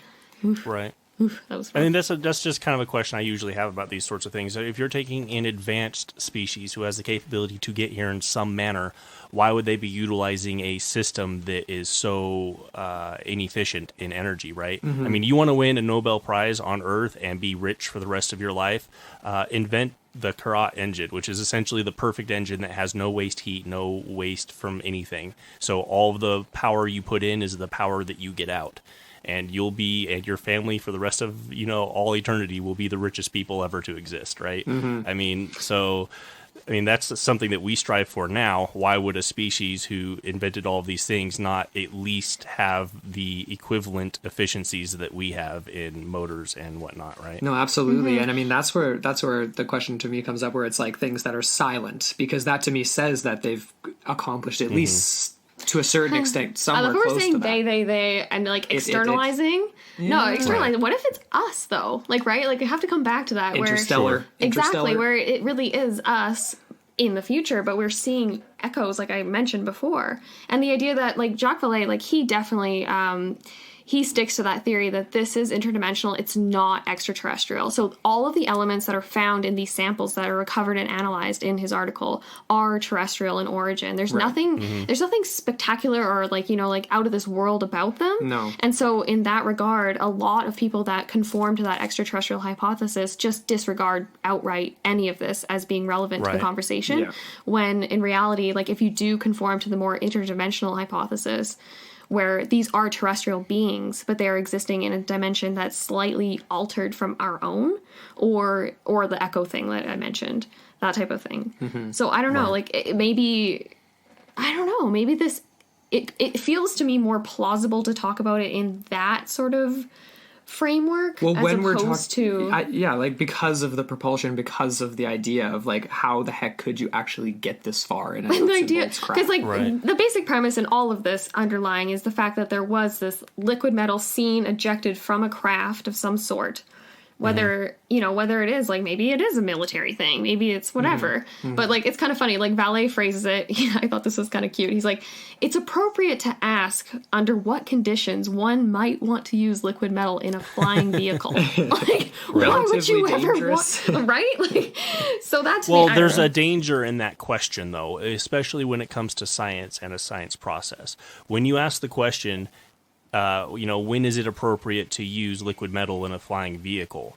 You are making assumptions that one is definitely a flying vehicle. Two, they're definitely using liquid metal, and in some of these questions, three, that it's definitely involved in the propulsion system. Right. So if we sit down as human beings and we say, these are our assumptions, let's find a way to make that work, we will make that work. Somehow, we will find some a way way to fit something to that, and that's the dangers of having your conclusions ahead of your questions. Exactly. Yeah, no, and he for does, sure. Obviously, he takes a lot of the accounts at face value, right? The reports, because he wasn't there himself, he doesn't know. And he does try to rely on more legitimate, like, like if there's multiple people there, if there's, say, police present or something else that's like a more legitimizing factor. And then obviously the subsequent analysis of the material as well, like if it was performed by, professionals, or if this was like a amateur sort of thing, like. But then, like, of course, we just said like the materials were all terrestrial in origin, in the sense that like they're known substances. It's just the fact that they were sometimes the composition is a little bit off. They were, or not, like you're place. missing byproducts that would be in like what we consider to be normal manufacture by human means. Like I can't remember exactly off the top of my head. I think there was one where there was like the like hydrogen was missing or something like that, or some sort of water. I don't even know, byproduct. Right. And he was like, it was just strange because if you had this type of material and it was manufactured in a human plant, like, or whatever, human factory, that type of thing, it would have those elements, but it just didn't. There's just more pure forms in places where they shouldn't have been. There was definitely trace elements of all sorts. But even when you do that, you're making an assumption on what that product was supposed to be to begin with to compare it, right? I mean, we have numerous. I wish I would have prepared better for this, because I could tell you numerous scenarios in which people are given a thing with no context, right? And just make assumptions of comparing this to what they think that is, and then you go back and you find out, you bring in the context of that material, and then suddenly, hindsight is 20/20, it makes sense, right? I mean, that happens all the time on numerous things, not just stuff with UFO, but like across all fields and everything.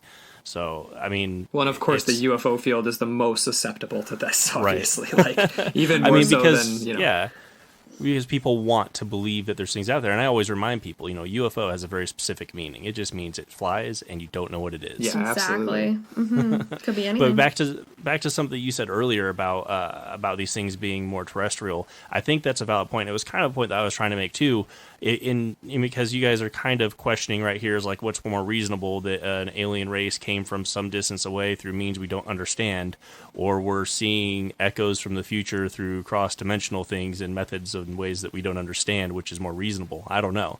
But I do know seeing experiments from modern day government agencies is far more reasonable than both of those questions, right? Yeah. So I kind of come from, I think, the benefit where I live right now in the land of UFOs. Like, there's so many UFO sightings here, and the reason is because where I am with military bases and stuff, and you'll find that if you look throughout the historical reports in this area, that they have decreased in number over time, and they've decreased in how long people have thought they were UFOs over time. And I think that the reason is because of our global communication, our media, right? Yeah. So a good example I like to tell people is, I think it was about 2 years ago, I was having a party at my house, playing board games, having fun, went outside to grab something, and I look over and there's a thing I cannot explain moving far too slowly through the air, like legitimate, you can do all the stereotypical UFO descriptors, right? And I just go, and because of my particular knowledge and background, after a while, I realized it was a rocket. And what I was seeing was the glow from the ionization behind it through the thrust. Okay. And found out about 4 hours later that the military had launched I think it was a Trident rocket. I can't remember off the top of my head what kind it was, off a nuclear sub off the coast of California. And they didn't tell anybody they were going to do this test until afterwards for, military reasons. Now, if you go back 50 years from now, or, and you do some equivalent experiment of that time and era where you don't have the media sharing like we do today, and, you take somebody without the background that I had to see that's a UFO to them, and they never find out anything different. Yeah. Very true. No, for sure. Yeah, that's a great point. Yeah, it's like a lot of researchers in the field tend to discount at least 99.9% of all reported sightings just because of that, right? Because Right, exactly. Yeah. And I think it matters where it comes from too. In the area or the person? In the area, obviously, like California. Where exactly are you in California again? So I'm about an hour and a half north of LA, right outside of Edwards Air Force Base, which is one of the Air Force testing facilities for aircraft. Right. There you go. Right. Yeah. So when I say there's a lot of sightings here, I mean it. There's a lot of sightings here. No doubt. Probably a few more than Trail BC or whatever, somewhere near us. That's actually, you never know. Actually, there's a zinc smelting plant there, and it was on one of the bomb target lists during the Second World War. So maybe there could have been some UFO activity there. Who knows? Could be. There was one other thing that you guys had mentioned in the email that I kind of want to just hit on very briefly. Yeah. If you'll let me. I know I talk a lot, but no, go for it. You were talking about the homopolar machine. Yes. Right. Yes. So you kind of had a question about the machine versus motor, it looked like. And just machine is just a very, very basic term in which both motors and engines are included under. For sure, yeah. Motors and engines being different things originally, but we kind of use it synonymous now. But what I thought was interesting about that is that technology was invented in the very early 1800s. So the idea that a UFO of any type, whether it's futuristic, human, multidimensional aliens from another, era, using technology that we developed in the 1800s, seems flawed to me. No, for sure. It wasn't so much, I guess, using it exactly, but the idea that it was there was that guy that suggested that it could perhaps. Well, it comes from the quietness, right? Yeah. The idea that there's no mechanical working parts that it would be, that would account for the silence. True. That would account for the... Well, I would posit something to you guys on the silence thing. Instead of looking at advanced technologies of things that work without generating silence, I think a far more reasonable solution is muffling sound, which we have great technology in doing today, right? Yeah. I mean, on top of, we've got silent helicopters and have had them since the early 90s. So, we're even here at NASA, we're doing technology on quieting sonic booms and doing, sound waves that counter the waves of what kind of altitude though? How close would you be? You'd be able to hear that chopper at 500 feet probably. I don't have the stats in front of me, but they can come in pretty. I mean, they land. It's really a distance that you are from them as opposed to the altitude. I see. Okay. Well, then, no, I mean, that's interesting because we obviously assume that there's technologies like that in the military and things like that. Right. I guess, yeah, I mean, that definitely would account for the vast majority of instances where it is at a certain altitude or distance and there's no sound. For me, it's the ones that come real close. It is. It gets a little cuddly. Yeah, like Charlie Red Star. Yeah, Charlie. The friendly UFO. Yeah. Yeah, Charlie was a weird one. I don't know what to think of Charlie. Actually, maybe we should have Chris back for that. Oh, yeah. Shoot. Yeah, send me out some information a couple of days in advance, and we'll have to look at it. Yeah, we won't do this to you again. You mean? No, days. Yeah. A couple of minutes? Days, hours, minutes, whatever. Well, I mean, should we just get some final thoughts here, I guess? I mean, I guess there was one other thing that sort of interested me. I think we touched on it right at the very beginning, but just the idea of, the shapes of different craft that have been sighted over the years. And we actually mentioned this in our last week's episode, the idea, Rob Christofferson from Our Strange Skies made this joke a while back about the idea of the evolution of UFOs as breakfast food. So the discs represent pancakes, the cigar-shaped objects are very akin to breakfast sausages. And then we obviously covered the Maury Island Incident. Yeah, I don't know. Bacon isn't a very aerodynamic shape.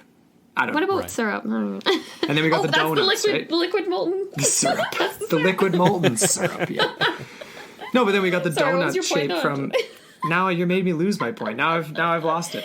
Now I'm just hungry for breakfast. When was the last time you ate a donut for breakfast, man? Hey, I bet a lot of people eat donuts for breakfast, just maybe not... Well, I mean, I don't know. I don't eat donuts for breakfast. I've totally lost my train of thought now. Oh, okay. Shapes of things. Yeah, that's all I shapes. remember you're saying. The shapes, no. I've lost You lost it completely? She gone. Oh, that's okay. Well, I know you were talking about earlier about how things generate, like there's more efficient shapes. That's what I was strong saying. Yeah, like that's the right. disc. Yeah, so that's what I was going to say. So, like, yeah, what do you see as the most efficient shape out of the things that are sort of referenced in this field? I mean, the term flying saucer was a misnomer that came from Kenneth Arnold's sighting back in the 40s. But then, of course, people had seen disc objects well before the 1900s, like in the 1800s, and then since then. But then we've got a whole bunch of different random shapes. I mean, for you, thinking about like realistic propulsion or whatever, like what shape would make sense? Well, I mean, it's interesting to think about that because really what comes down to be the most efficient shape depends on what your function is, right? And when you're talking about a UFO craft, if you're assuming alien origin, then you're talking space in which, aerodynamics doesn't really matter at all. Right. And if you're talking about moving and hovering, aerodynamics also doesn't really play a big part of it. I mean, aerodynamics becomes...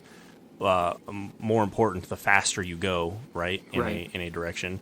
So, I mean, a disc is certainly a better shape, but I would think that there are better shapes that you can come up with than just a uniform disc, right? Yeah. Depending on direction and whatnot. But the other thing that's interesting is that spheres and discs tend to be the most natural forming shapes in non-organic, by which I mean non-living, as opposed to the chemistry term, materials. So if you think about like the formation of planets form for the most part spheres because of how gravity and density work, right? Interesting. So that's why planets and stuff, and that's kind of what makes the definition of planets. When you get out to asteroids, they don't have enough mass to form these spheres. Right. But when you look at things like the orbital plane of systems or galaxies, they tend to be more discus shaped. Because of mass and the way that they're rotating, it kind of elongates them. So, I mean, there's some interesting things to look into there. There's some crossover. You're bringing up there. all sorts of crazy ideas in my mind now. Like even like Horton Hears a Who. Like, are we seeing what? Sorry, this is but like the idea that what if a UFO is an entire universe in and of itself, and we're just seeing it, like just like how Horton Hears a Who. It's like a universe is like a piece of speck of dust on a flower. Anyway, sorry, that was... What if they just spin spacecraft like we spin pizza crust? Yeah. Okay. I have a question for you, Chris. Now that we're onto this and this whole idea of like shapes and motions and things, I have this weird like idea that I've thrown out a few times on episodes where it almost seems as though in a lot of the cases, like especially with Charlie Red Star that we've looked at recently, he's mostly described as a disc shape or a Ferris wheel shape, that type of thing, or a glowing ball. Yeah. But he's usually flying at either between a 45 to 30 degree angle. So he's on a slant and he can move quite rapidly. And he almost like the descriptions remind me of a Frisbee's flight path. Like when you chuck a Frisbee and it's flying at that angle. Yeah. What, do you have any thoughts on that? Like, is that, what would that be as far as there's a term for those angles. It's called angle of attack, and it's very prominent in aerodynamics and designing airplanes and how airfoils or wings work and how they generate lift. So what happens as far as an airfoil goes, is you tilt the wing slightly so that you can create this angle of attack, even though that the airplane itself is horizontal. So that gives it ability to create lift. So if you put those airfoils flat, or like say a Frisbee, in order to generate lift, you have to rotate the entire object at an angle with the horizontal motion, essentially, in order to generate that lift. So, I mean, if you have a circular object moving or a disc object moving forward, you can stay afloat by that lift that it's creating, right? Yeah. If you are flat and not moving, you're not generating lift, so you have to have some other form of power generation. So if I were to buy onto this whole UFO disc shape thing and ignore, every part of my being that says, no, this isn't a thing, I would say that if you are traveling and you create that angle of attack, you lessen how much you have to rely on this other power source to generate your flight, because you're just using basic lift principles. So it's increasing efficiency. Okay. Well, that makes some sense. Yeah. Oh, Charlie, you know some Charlie. things. Yeah. Have you ever? We should ask you. I mean, have you ever heard of that case before, the Charlie Red Star case? I have not. Yeah, no, it's very neither had we obscure. actually until relatively recently. But Yeah.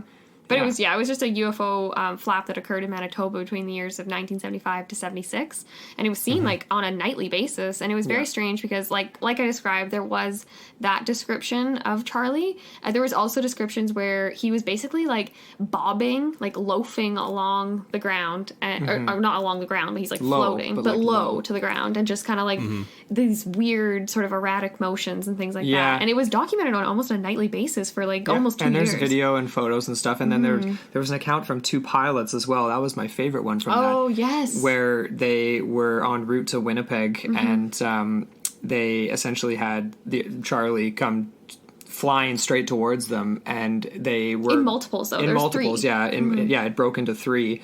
And instead of... They were about to maneuver, but it just went from heading straight towards them at what they estimated was the same rate of speed, and immediately reversed. Like, so there was no didn't stop or anything. There was just...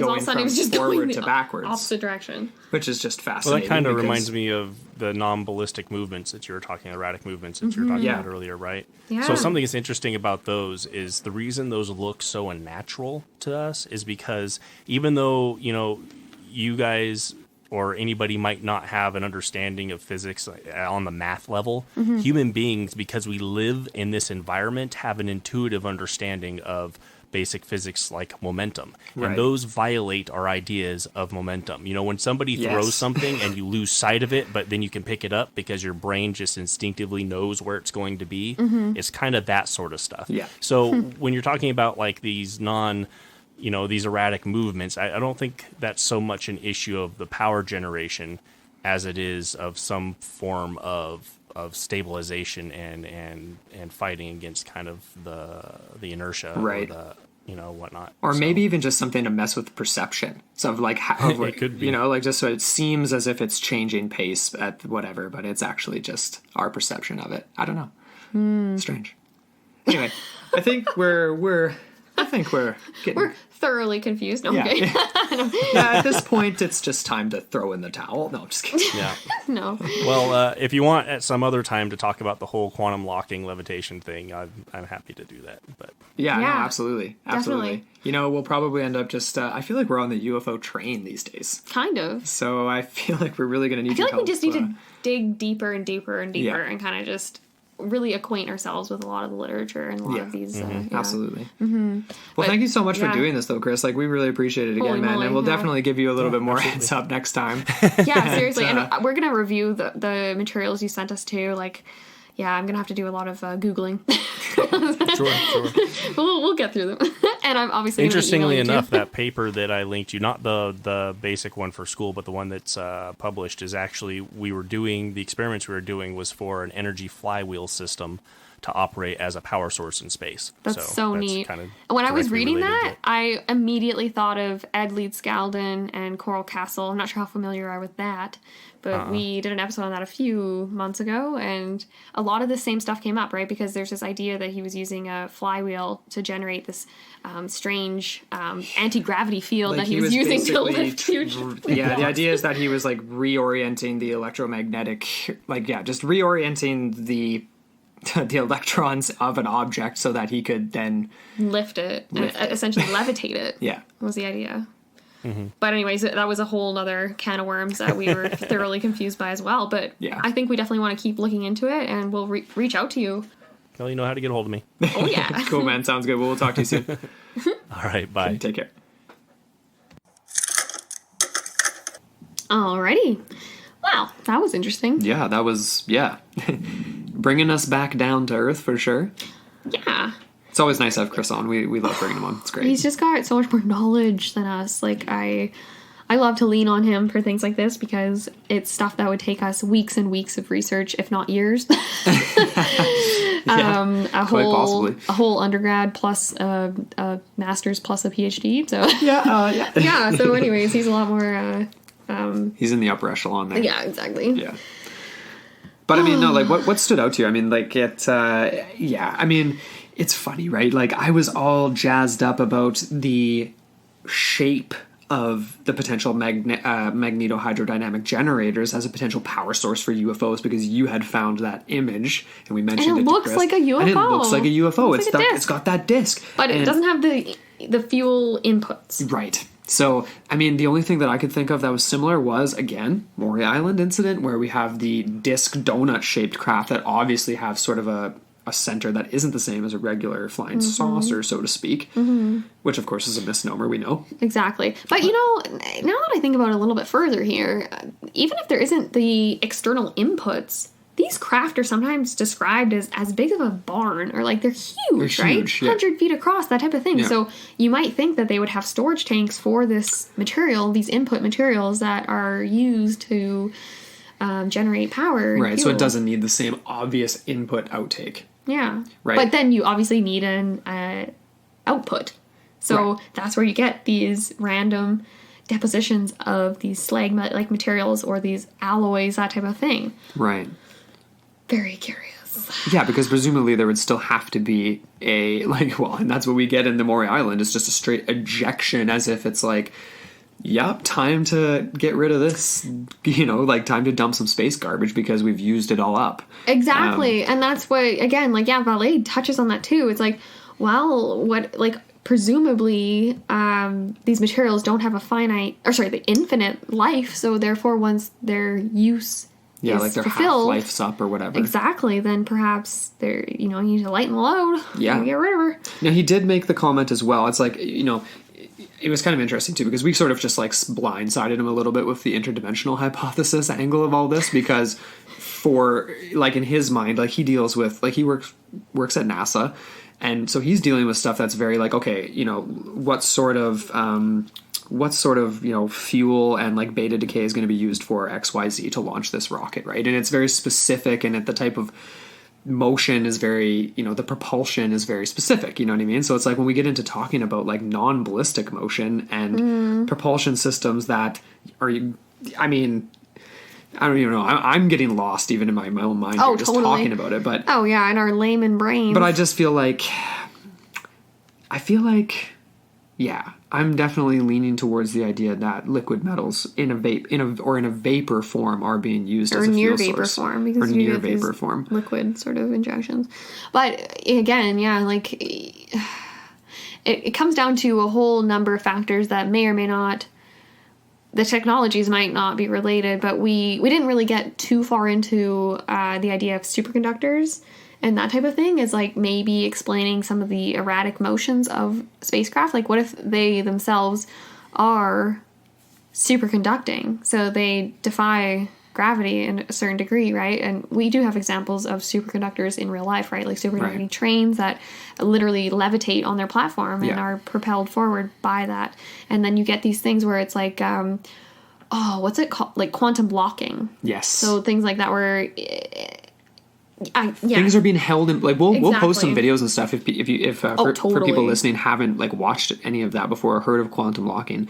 I mean, obviously it's crazy complicated and we're not going to get into it, but at super low temperatures, some materials I'll just call them that for the sake of whatever, some materials will actually seemingly defy gravity, but they're actually being repulsed by the magnetic field that's present.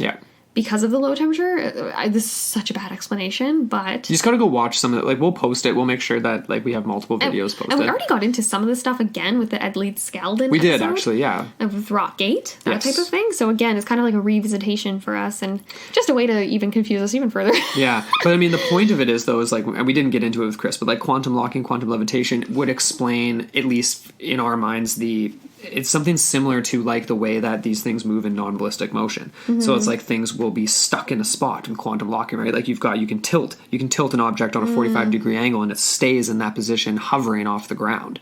And we see that with UFOs. They're traveling at 1,000 miles an hour and then stopped instantly and then back the other way. Exactly. Well, how do you... we deal with things like momentum as humans, right? Like we have these very, like Chris mentioned it, like we have these very basic sort of concepts of physics, and when things don't match up within that, obviously they stand out. But that's important. That's a significant thing, right?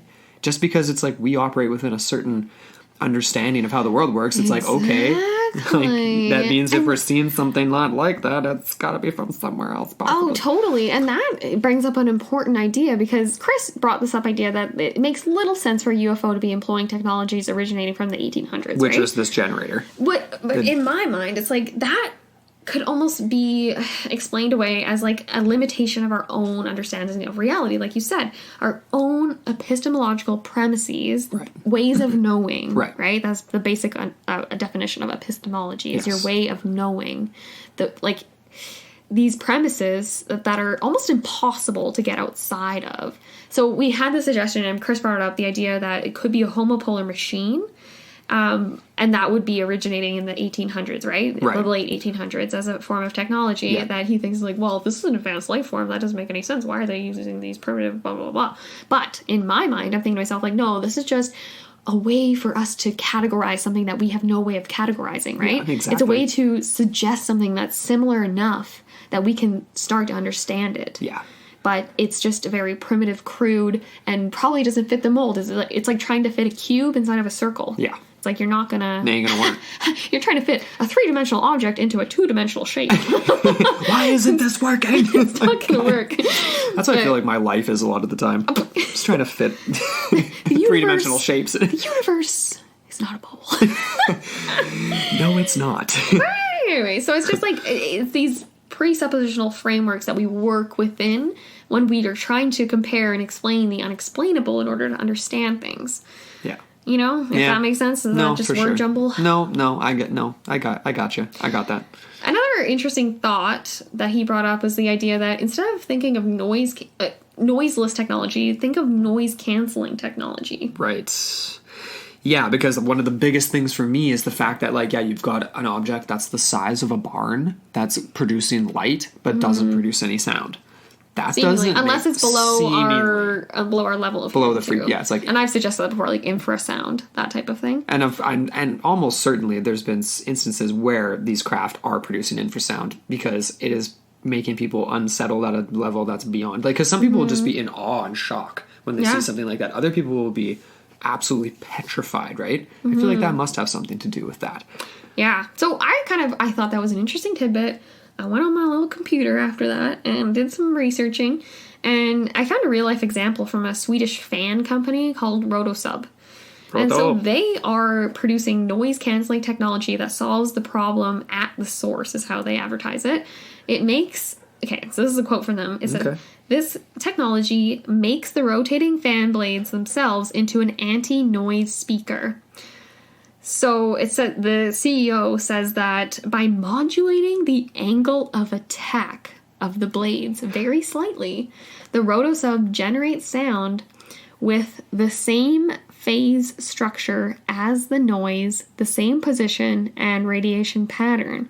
So again, this does, it's not a be-all end-all. It doesn't cancel it out entirely, but it does muffle it significantly. Right. And it does depend on your orientation to the fan itself. Yeah. But very interesting. Okay, the angle of attack, we get that with this technology. Yeah. We got that with the interview with Chris, because remember when I brought that up, I was like, oh, what about this whole frisbee, the analogy of the frisbee that I keep throwing out there? Yeah. Just chucking out frisbee. Yeah. But and he said like, oh, it has to be with the angle of attack, like, and that is the most optimal plane, so it's the most efficient way of traveling, all that type of thing. Right. But this is being applied to fan technology, and apparently the CEO, Lars Stromback, wants to upscale it. He wants to go to turbofans, and he wants to go into aircraft technology, that type of thing. He wants aircraft engine manufacturers to... They're already interested, and they're going to be working with him in producing these sorts of things. So if this is happening in the mainstream with a firm like this, what is happening in... in another dimension that's more advanced, or just in military laboratories, right? Yeah, no, for sure. You don't know. Yeah, no, it's I mean, at the end of the day, though, like I keep going back to like almost being just the conspiracy person now.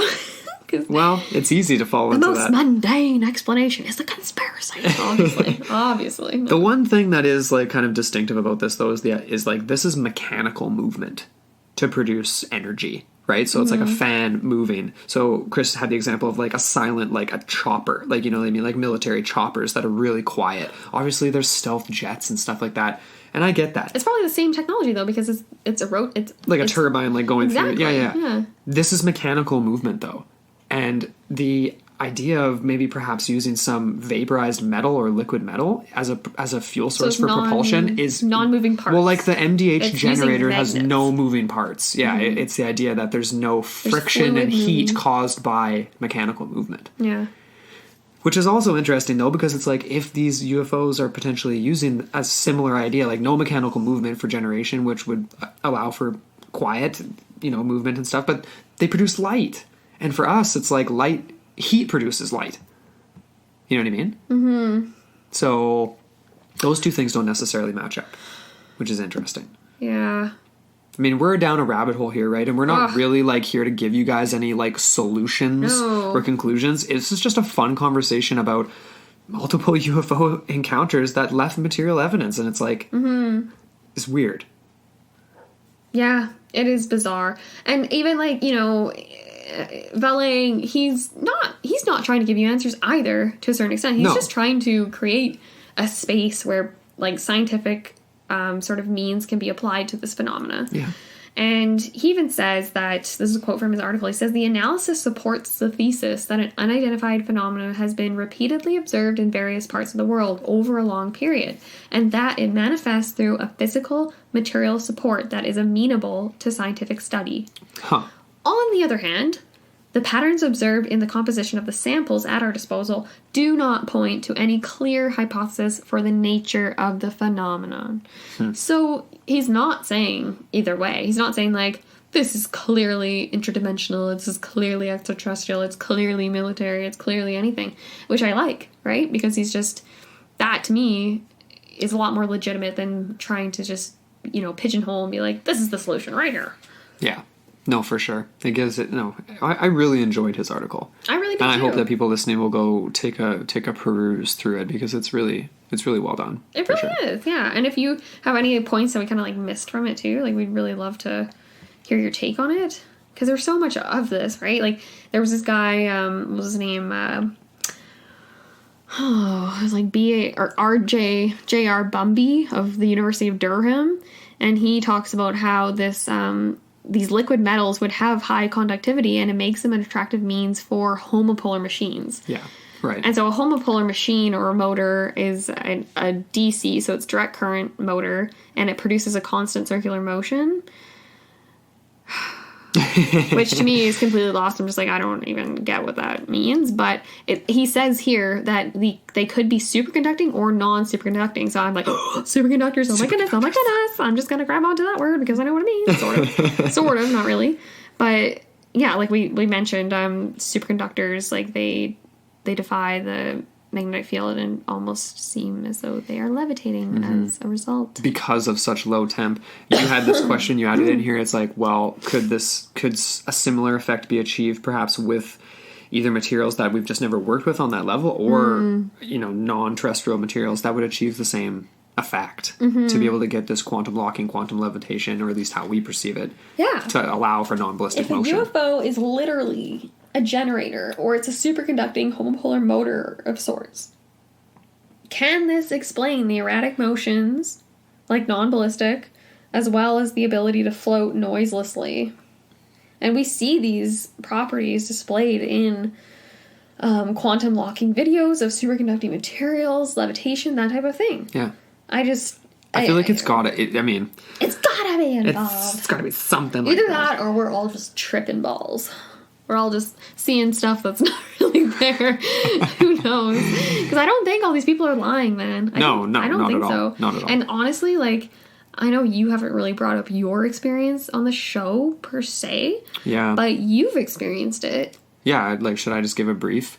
I mean, yeah, like, I'll probably save the full thing for, like, a Patreon episode or something, but, I mean, I definitely had, like, a sighting, I guess you'd call it, that was similar to the one in Ohio with very bright light. So this was over Christina Lake, British Columbia, and, yeah, basically just out of nowhere, perfectly spherical, looked like the moon, except it wasn't the moon. So it was a white light? Yeah, like a whitish yellow light. My cousin and I were sitting there. We thought that it was somebody just messing around. Like, we were like, oh, we were younger, but it's like, oh, it's a spotlight or I don't know, something. There's no drones around back then.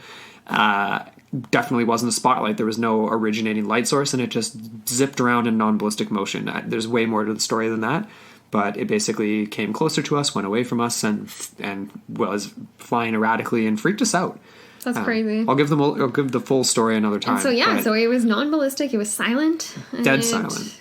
How big would you say it was? Well, at its closest point when it came, like it was probably like maybe 400 meters out into the lake from like where we were sitting on the deck, and it probably would have been 50 feet, 50 to 100 feet. Whoa. Big? Like around? Yeah, like it literally looked like the moon was like flying towards us and then away from us. Like, it was weird. Huh. And I've never seen it again, but had a few other strange occurrences around the same location. Definitely would like to do a bonus episode to tell people about that. That's so neat. We should just have, like, everyone submit their own personal sightings if they have one. Please do. Yeah, if you guys have sightings, yes, please send them in. We will definitely cover them. Like, do an audio recording and send in the audio, or you can email us with the full story. We would love to hear it. Yeah. Love to hear it. Definitely. Do you have any kind of concluding thoughts on this? Conclusions. No. Are we kind of getting close to the end here, or what? Well, I don't know. We definitely touched on the idea that there are these MHD generators. So that's the magnetohydrodynamic generators. Yes. So that was another sort of alternative idea put forth by Vallée and J. Roser. Yeah. As instead of the homopolar machine idea. Right. So anyways, like Roser, he speculated that a closed cycle MHD generator. So again, closed cycle, like we mentioned, right? So there's no input parts, but it would have that disc shape. That's the most efficient shape of these generators. It looks like a freaking UFO. Anyways, if he says here, a closed cycle generator using a liquid metal working fluid with no vapor staging pumping could be configured in a torus or circular shape, which would make very little noise due to the lack of moving parts. And so that he proposes this idea that beta decay could allow for the extraction of power, and that's where Chris kind of had issue with it, because he's like, this isn't he said that it's not a very efficient means of travel interstellarly, right? But what if this is terrestrial in nature? What if we're talking interdimensional? What if we're not going far distances with this? So that could potentially be an alternative argument to that. Yes. But anyways, Roser, he speculates that this depleted fluid might need to be occasionally ejected.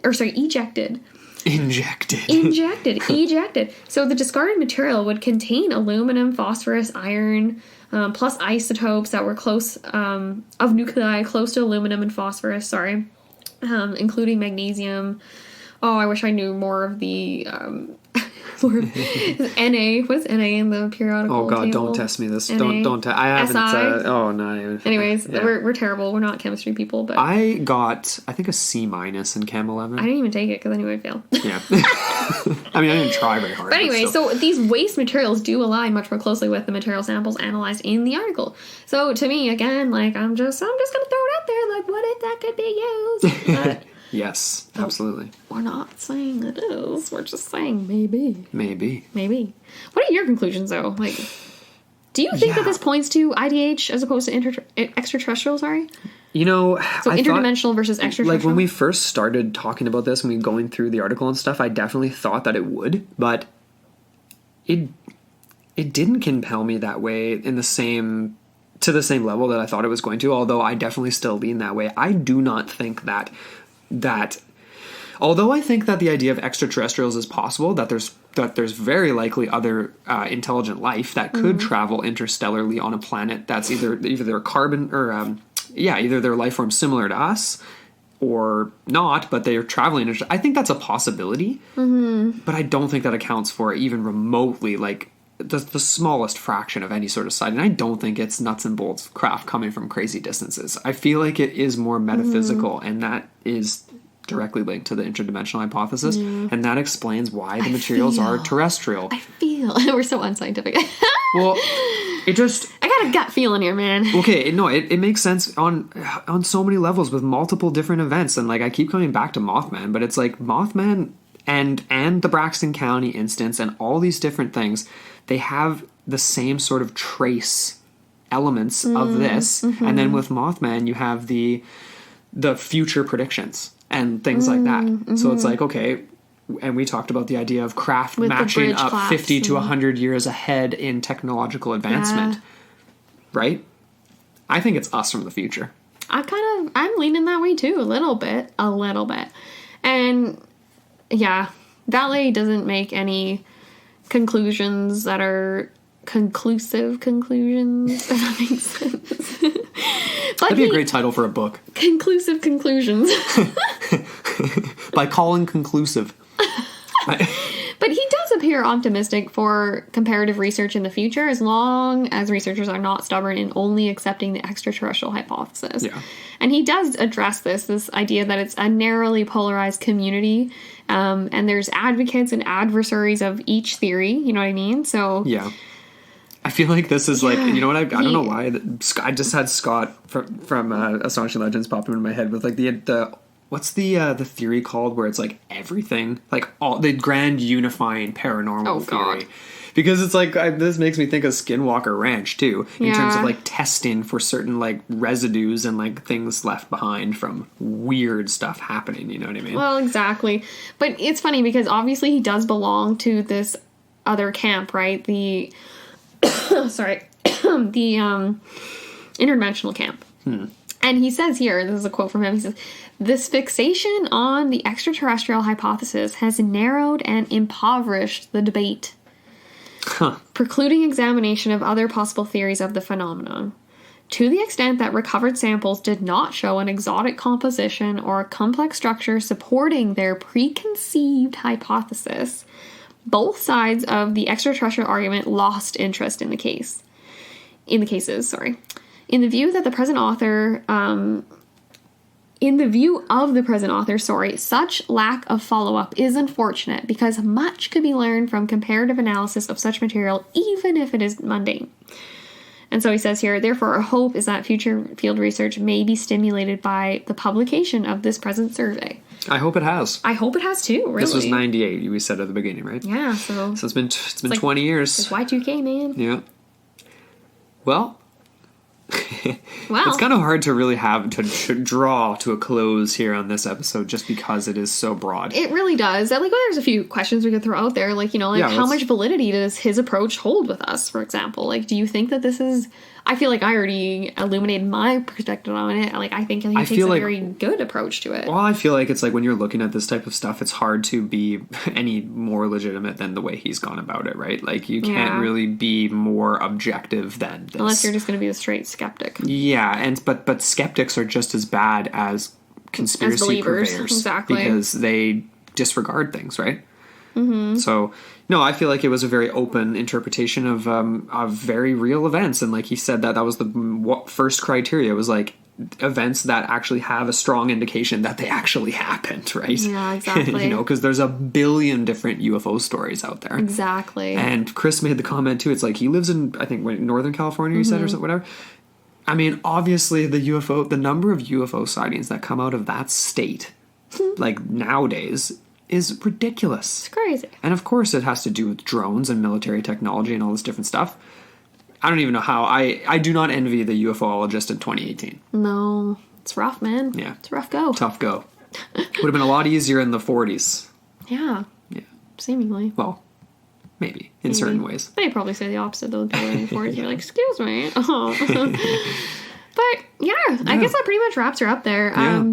Obviously, we want to know what all of you guys thought about this episode, and if you have any, even like if you have any knowledge of cases that we haven't really touched on that would be totally relevant to the discussion, Yeah, like we want to trace hear about evidence. them. Yeah. Yeah, exactly. If there was evidence left behind or anything like We that. want to know what you think in general, too. Are you leaning interdimensional? Are you leaning extraterrestrial? Does it depend on... Is it nuts and bolts nuts and bolts craft? Sorry, I Yeah. can't talk to...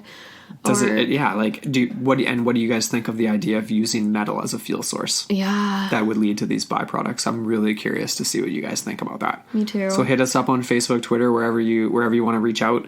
So yeah, you can always find it and join the group. If you guys aren't in our Facebook group, if you do have Facebook, come join it. I mean, it's like no pressure at all. It's a super fun chatting in there. Even if you just want to just watch and, you don't have There's to some fun comment. conversations. People throw out some really cool ideas for things. And we've got some listener episode stuff coming up. So we're still taking suggestions. And we've had some amazing ones so far. So many. So many cool I feel ideas. like we have material oh my now for God. like... Oh, we're set. I don't even know. We're set. Like I felt like we're on the UFO train and we found this really cool article. We really wanted to do this episode, but it's like, man, is there some cool ideas and that posted in the group? Like, yeah, we've got content for years.